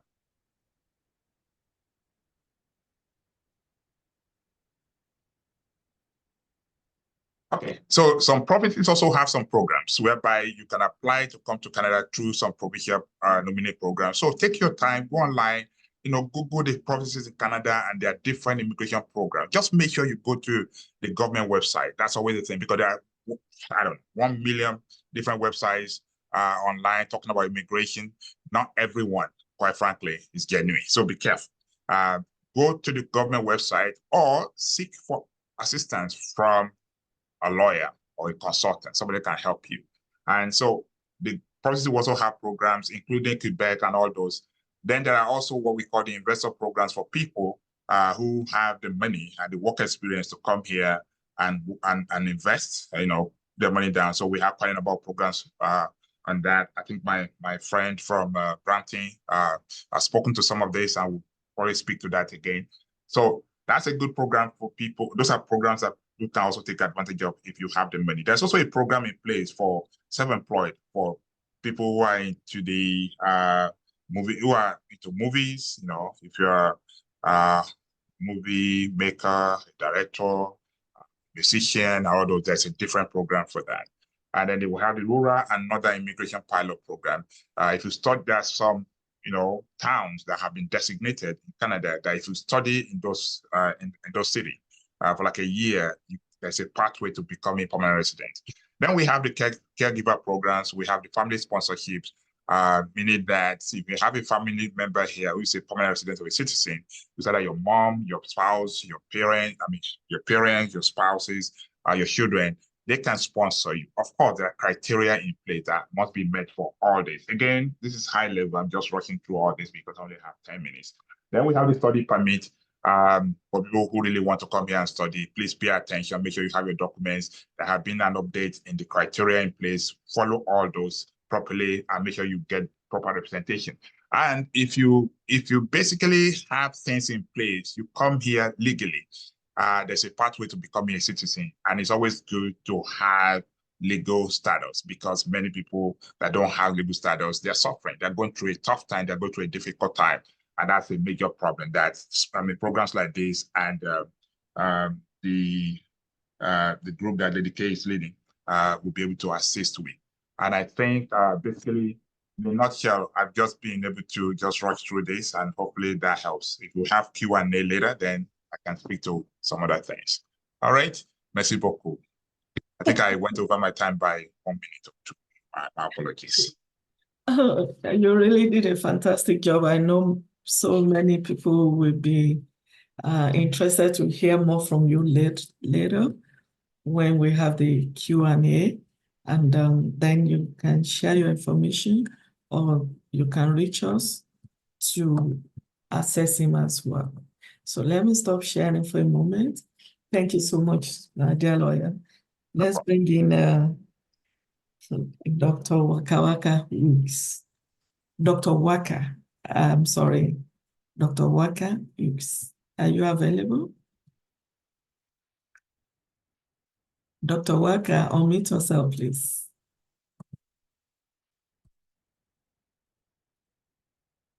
Okay. Hello, can you hear me? Loud and clear. Hello? Can you hear me? Loud and clear. We just had a lawyer that spoke about how you can travel to Canada specifically. And here is Dr. Hughes, who is going to talk to you about what if you are not able to travel? And if you want to travel to other places, he has the information. He has 10 minutes to shoot. Please go ahead. Man, 10 minutes is just like, come on now, you already know. That's a huge topic, especially, first of all, guys, greeting, blessing to you all. And all my students connected right now, I see you guys. I see Rachel from Dubai. Hey guys, all my students from South Africa connected, good job. Hey, we got to give thanks to Sister K for this awesome program. I think Africa need that. I'm not talking only about, let's say, Nigeria or I'm talking about the whole Africa, French speaker. I got a lot of French speaker connected right now. We have people from the Portuguese side connected, the Spanish side. The program of Sister K, this global woman ambassador, is something important for Africa, very important.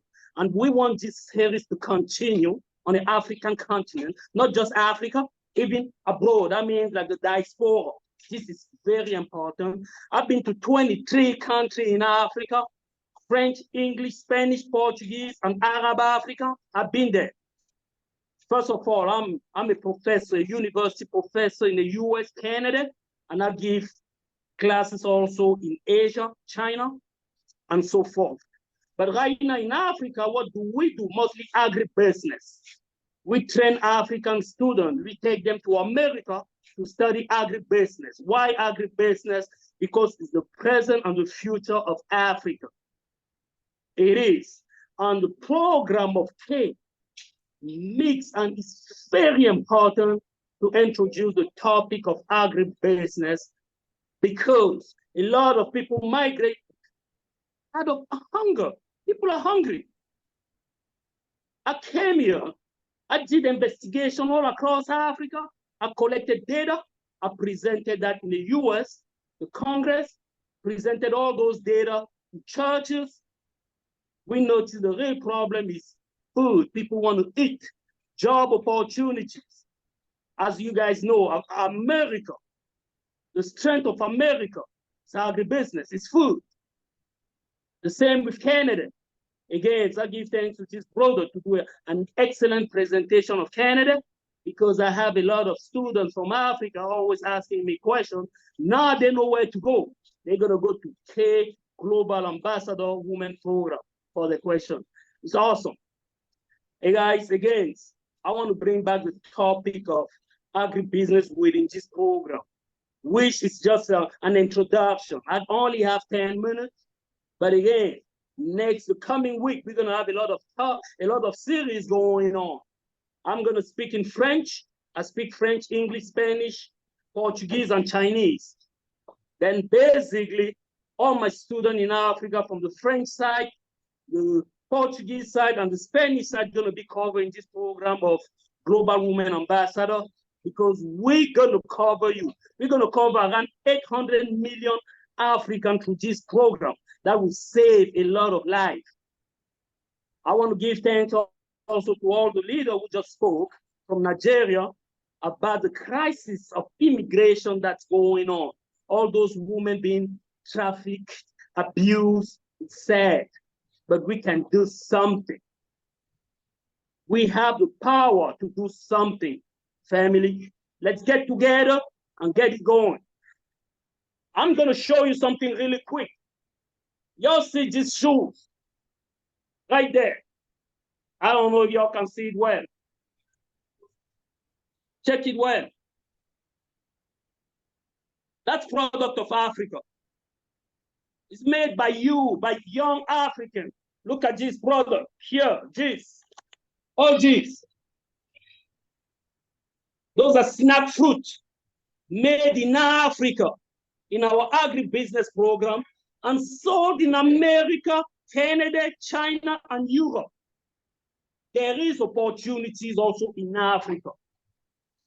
Immigration don't always have to be from Africa. Overseas, Africa got the best food. Guys, I'm here across Africa. I've been to Congo, Angola. I've been stationed in Angola for 3 years. That's why we build all these programs, this snack fruit.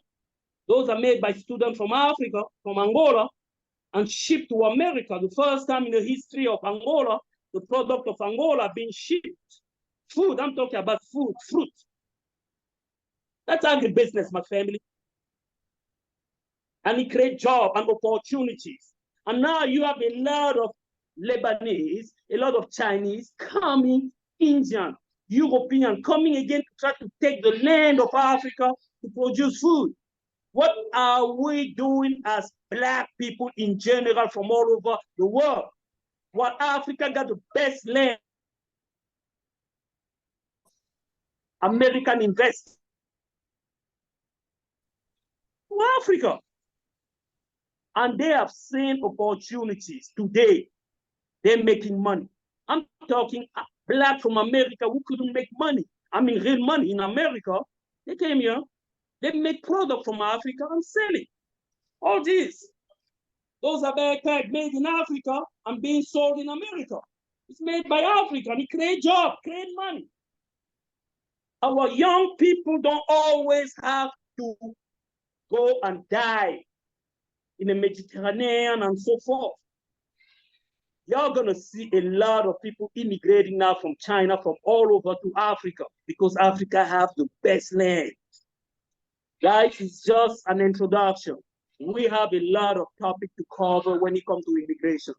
I represent also Taylor Business School in America, based in Chicago, where we have brought and we bring a lot of students from Africa to study there. For the past 20 years, we have brought more than 1,000 students from Africa, French Africa, English Africa, Spanish Africa, and Portuguese Africa to study in the US and Canada too. Guys, there is opportunity, but we just don't want our young people to go down there out of lack of information and so forth. We want them to go and do the right thing. I want to show you this tablet. It's made by us. Although it's been like 17 years that we made those, it's made by our students. We want the young African to get to America to have the right skills. We want them to have the right tools. It's not only China that can make this. African Black people can make those. I mean, like here in the African continent, that's why we bring those young Africans to America to study. All those cell phones, I'm going to show you cell phone. You get to our school and you learn how to make those cell phones. We have the training for that. Those cell phones is made by young people. We want the people to immigrate. We want the young Africans to immigrate the right way, to go and get knowledge so that they can come back here in Africa and set up factory. Just like we make those shoes. Anybody can make those here in Africa and sell it all over the world.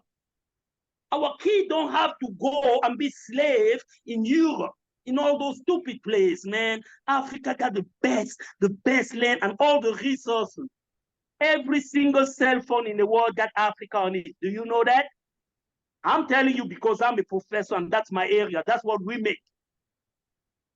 Where does the mineral to make those come from? Africa. Why don't we have factory to process that over here? While we have the right brain, we have the young people. African are the most intelligent on earth. Then our goal is to make you immigrate the right way. You get down there to America, you learn the right way, how to make product. Sorry, guys, I'm a bit out there. I got team. Hold on 1 minute. Okay. Yes.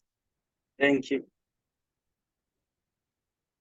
Sorry. Okay. Yes, as I was saying, we want you to immigrate the right way, to learn critical skills, to come back to Africa and develop factory. This is a blessed land. This is the land of God. I know that. Yes, my family lives in Omaha, Nebraska, in the US, and so forth. But guys, I'm telling you, I live in Canada. I work in Canada for the Canadian government. I taught at the University of Montreal. I work in Ottawa. All the northern part of Canada, all the chiefs over there, the native chiefs, they're part of our group. We have the largest co-op of agribusiness in the world, the largest Christian co-op. Then I know what I'm talking about when I say the blessing is in Africa, guys. It is here. I want you to immigrate. I do. That's why we brought more than 1,000 students to immigrate, but we want you to immigrate and get the right knowledge. Not to go there and be a slave, but to go there and be a producer, be a professor, to come back over here, do like the Chinese or the Jew have been doing. We have tools. It's made by us, not by anybody else, by us, by our core. All this, it's made by us. This is made in Africa. You see all those shoes, all this is made in Africa.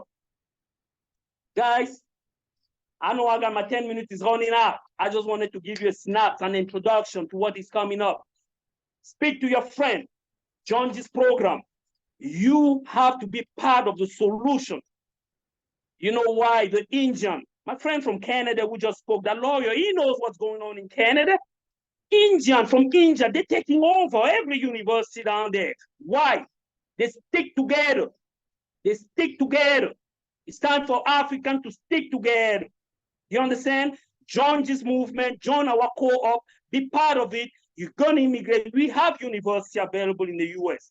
We have people who can facilitate you. We have, like Obama is part of, in the board of director of our school, Taylor Business School. We have people willing to give you the right knowledge. Thank you again to Kate. She's awesome. Man, God bless her heart to putting this program together. Next time, you're going to have speaker, professor who speak French, Spanish. We're going to work together. I'm a missionary. I'm a professor missionary. I took a sabbatical from my job, the government, just to come to Africa and train people to make all those products. That's why I'm here. It's a mission for me. Then this is a ministry. What this sister K is doing is a ministry. It's from God. I'm a believer. I believe. You understand? I believe in love in action. It's up to us to come together. Thousands and thousands can immigrate, but we have to immigrate the right way, family. You can come to America right away. Start producing, start making money and help your family. Why? Because we have tools. Don't immigrate the wrong way. Join this program, invite your friend, invite your family. And sometimes you don't even have to immigrate. Do you know that there's opportunities in Angola? Do you know there's opportunity in Swaziland? Do you know Botswana? How many of you guys know Botswana? We've been making our leather from Botswana for more than 20 years in Botswana. But many people don't even know where Botswana is. Guys, join this program. We're going to train you and teach you what is going on, even in Africa. You could become a millionaire over here. I've been following a lot of people like Dangote and so forth. They made money in Africa. Africa is great. All right, guys, I love you. My time is Thank up, you, guys. Dr. Louise. So they should be looking forward to the French version in 2 weeks' time, right? Yeah, I'm going to say one word in French because I got French and Portuguese students connected right now. Mes amis francophones, je sais que vous êtes connectés là. Nous aurons une prochaine session où il y aura d'autres professeurs du Québec et du Canada aussi, de l'Ontario. Ils vont être connectés en français. OK? Mi hermano, familia portuguese, que está en Luanda agora. La próxima sesión você vai ter professor também que fala português, ok? Deus abençoe. Força. À bientôt. Merci, mon frère. Est-ce que votre frère est là? Merci. All right. Bye. Okay, so you stick around for questions and answers, okay? Yeah, I'm around, no problem. Don't run away. Okay, Madam Abikadabiri. Okay, you know what happened? She had to be somewhere. So she's been trying so hard from there to speak with us. So, so please, my apologies to everyone. She's actually with us, but unable to speak right now. No, I can speak. I can speak now. Oh, hallelujah. Yeah. Okay, just so how are you, everybody? Okay. Thank you very much. Thank you for putting this together. I've listened in and it's been very impactful. Now, here's what I want. At the end of this meeting, I heard one or two people talk about what government has to do. Government must play its own role and enabling the environment for jobs to be created. Because I also heard one of the speakers say people are going out of frustration. But if they know the dangers of irregular migration, they will not take those journeys. It's not good to migrate, but migrate regularly. Well, we're talking about Canada, but we have brought back over 10,000 Nigerians from Libya. Stranded is the worst thing I've seen in my life. The cell situation, you know, when you pack people like sardines on top of one another. But guess what? They're still going. So what makes you want to go on that journey? Hope and hopelessness. So what can we do? What you're doing is one of the things that we can do, which is awareness, talking a lot more. So thank you, Lady K, for putting this together. But beyond talking, I want the recommendations at the end of this conference so that I can present to government. But I know that the first thing is a lot of awareness. Then the traffickers, people that are, you know, trafficking needs to be arrested. You know, I came to Canada. I went to shelters. I saw Nigerians in shelters. You know that 2 died in the cold. Why would you leave because you're looking for a job only to die in the process? So what can we do to put a stop to that? And I like what I've been hearing. I look forward to hear more. But on our part, as the government, the renewed hope agenda of President Bola Ahmed Tinubu is determined to make Nigeria a better place to live in such a way that people will be coming to Nigeria, not leaving Nigeria. You know, we want to see Canadians migrate to Nigeria, not live in dangerous circumstances. It's okay to go, you know, but go properly, go regularly. Like I said, I've been to Canada, I was at the shelters, and it was a very, very, very, very, very, very sad situation. You know, seeing our brothers live in that kind of situation. And I want to appeal to all of you in Canada, those of you that are doing very well, help those that you can. So I'm hoping that, you know, we're talking to the Nigerian community in Canada. There can be, what do I call it now? A way they can get information, you know. A 17-year-old child, You send him to Canada without knowing anybody, without knowing what next to do. Again, in Canada, there are cases of four missing students. There's a mother who hasn't seen her son in the last 2 years, hasn't heard from him. She doesn't know whether he's dead or alive. There's a father, you know that case, whose child was killed in a nightclub. I mean, it was a security guard, but I'm glad that they've arrested the person. So let's see what you as Nigerians can also do to help other Nigerians that are there. So encourage regular migration, but go if you have to go, but go regularly, go properly. There's no point getting to the border, then you raise your hand and say, I'm seeking asylum. They will not give you that asylum. They know you are lying. So it's going to be a worse situation for you. So JAPA is not a new phenomenon. It's always been there. You can't stop migration, regular or irregular, but let's encourage regular migration. And secondly, know where you're going to. One of the things I also want you to do at the end of this is information sharing. Let those coming know the culture. What can you do or cannot do? So we have cases of, somebody who traveled abroad. In Nigeria, you can kill a pigeon anyhow, but you can't do that abroad. And that was a penalty. You tap a woman on the shoulder, she'll accuse you of trying to rape her. So what are the cultural differences? It's also important that we find a way of educating, particularly the young ones migrating. So it's been a wonderful session. I'll still listen in. And like I said, I want the outcome of this Global Women Ambassador event. And as mothers, we have a major role to play in particular. We are mothers of the nation. Let's do all we can, not just for our children, but for any child that we come across. So thank you, Lady K, for putting this together. And it's been very inspiring and very, very educative. So I look forward to hearing more. And I look forward, like I said, on my part, to see what we can do as Diaspora Commission. And just to round up by saying that we have a lot of programs for you in the diaspora. There's the Diaspora Mortgage Scheme. Very, very soon, you can get 50 million naira mortgage. You don't need it, but it's a catalyst to have you invest in your country. Diaspora stages are coming up in every state of the Federation, in Abuja too, so you can own your own homes directly without a third party. We'll be issuing a diaspora bond soon. There's a diaspora investment trust that will be coming up. So a lot of things for the diaspora. I thank you for making us proud as Nigerians. DDK, thank you for putting this together. And thank you all the speakers and everyone. Thank you very much, and God bless every one of you. Thank you. Thank you so super very much. Despite your busy schedule all the time, you're always there to support our programs in the diaspora. Thank you so very much. We appreciate you. And yes, we are going to go to Uche. Uche, are you still there? Because I know those who have left. Thank you for sticking around. Thank you.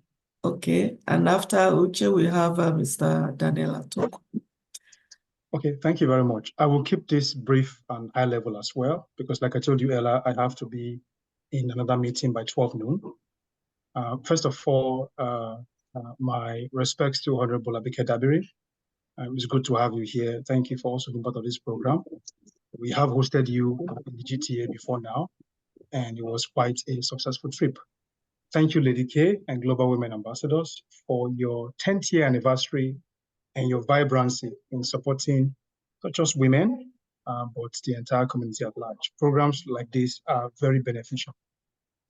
A lot have been said about migration, so I'll just keep things to the prompting aspect of economic empowerment and also how we're contributing to support immigrants. Fast forward to being in Canada, because it's actually one of the most popular places to travel to right now.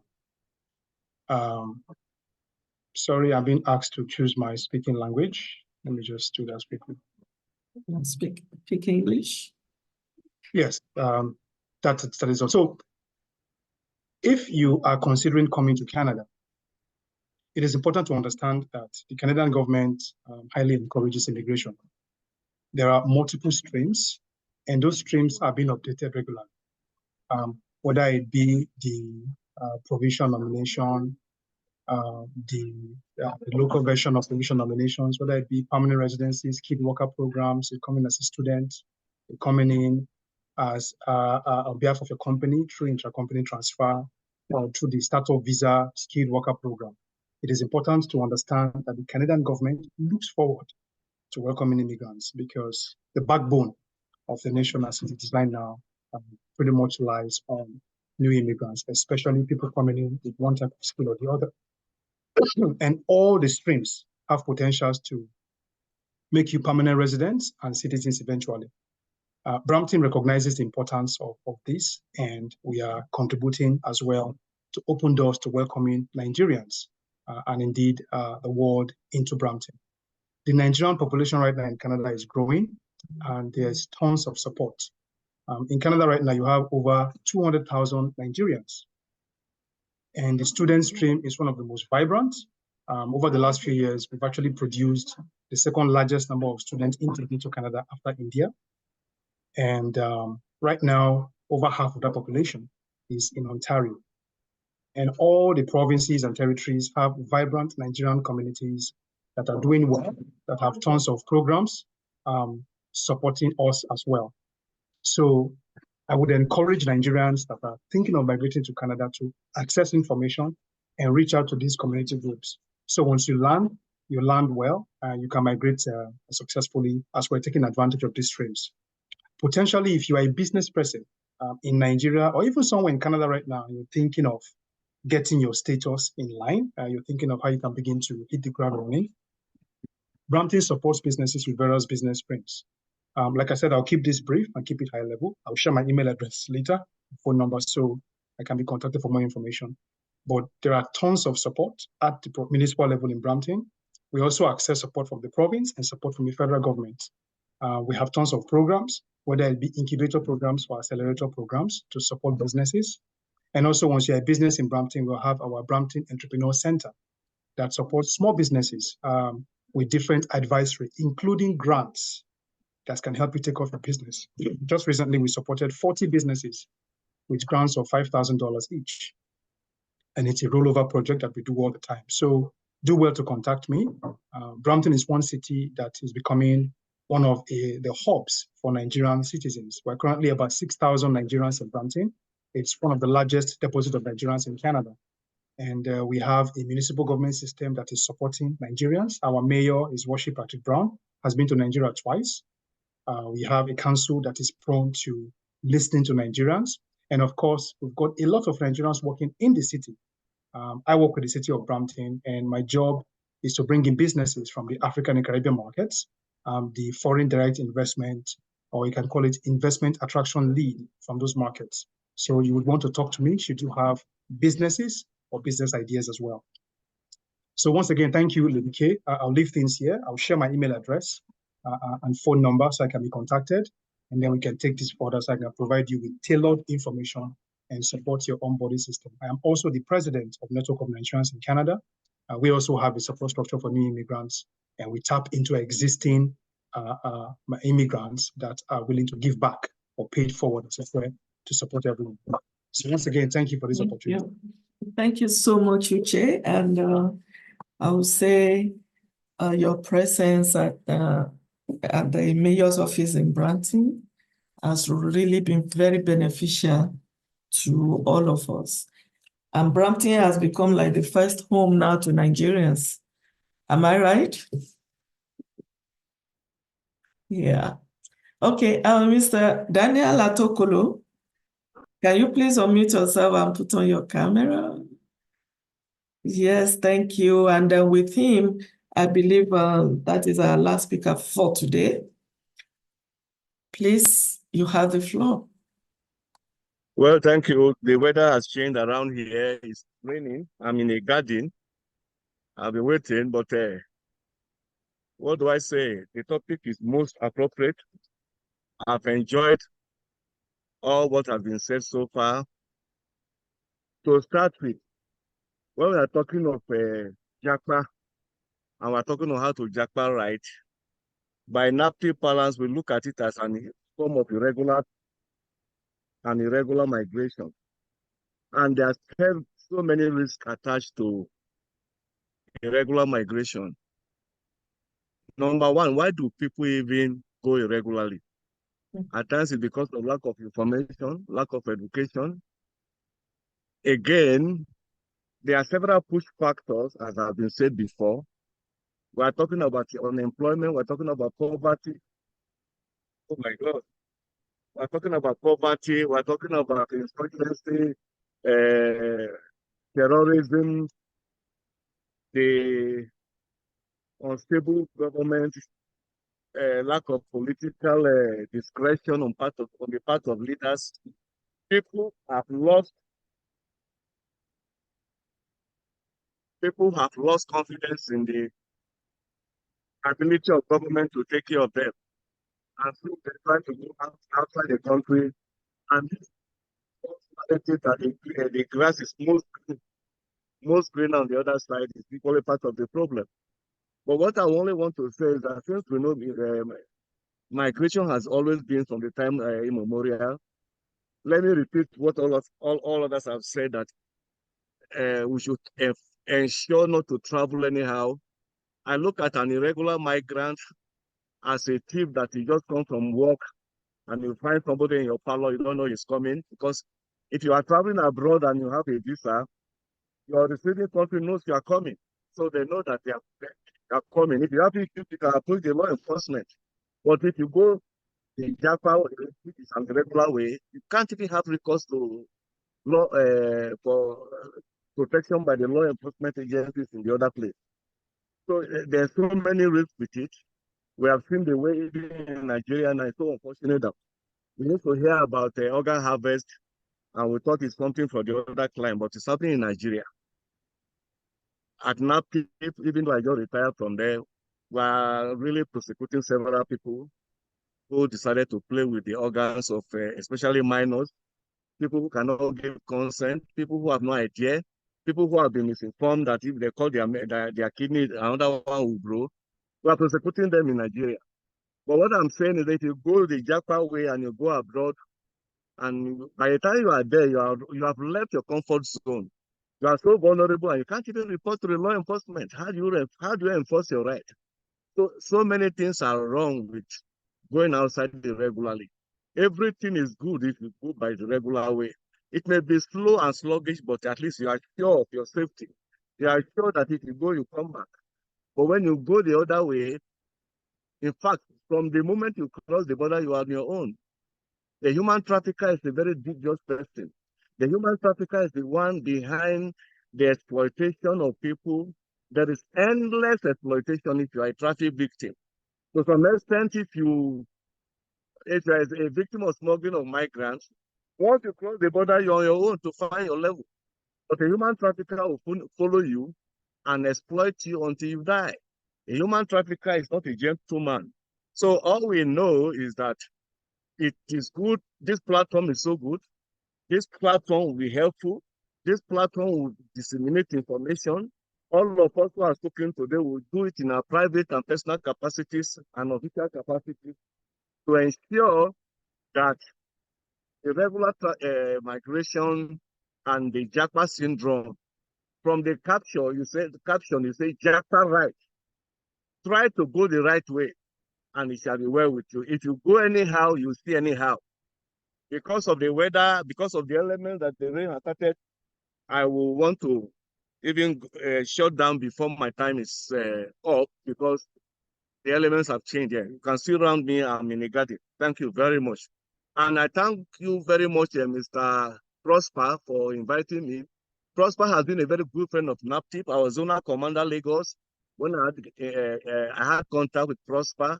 Even as recently as before I retired last month, Prosper helped in the safe return of 4 victims of human trafficking from Burkina Faso, from Cote d'Ivoire. Prosper is a proper gentleman, and I thank him for the opportunity to know your platform. Thank you very much. Thank you. Thank you so very much. And yeah, when I was looking at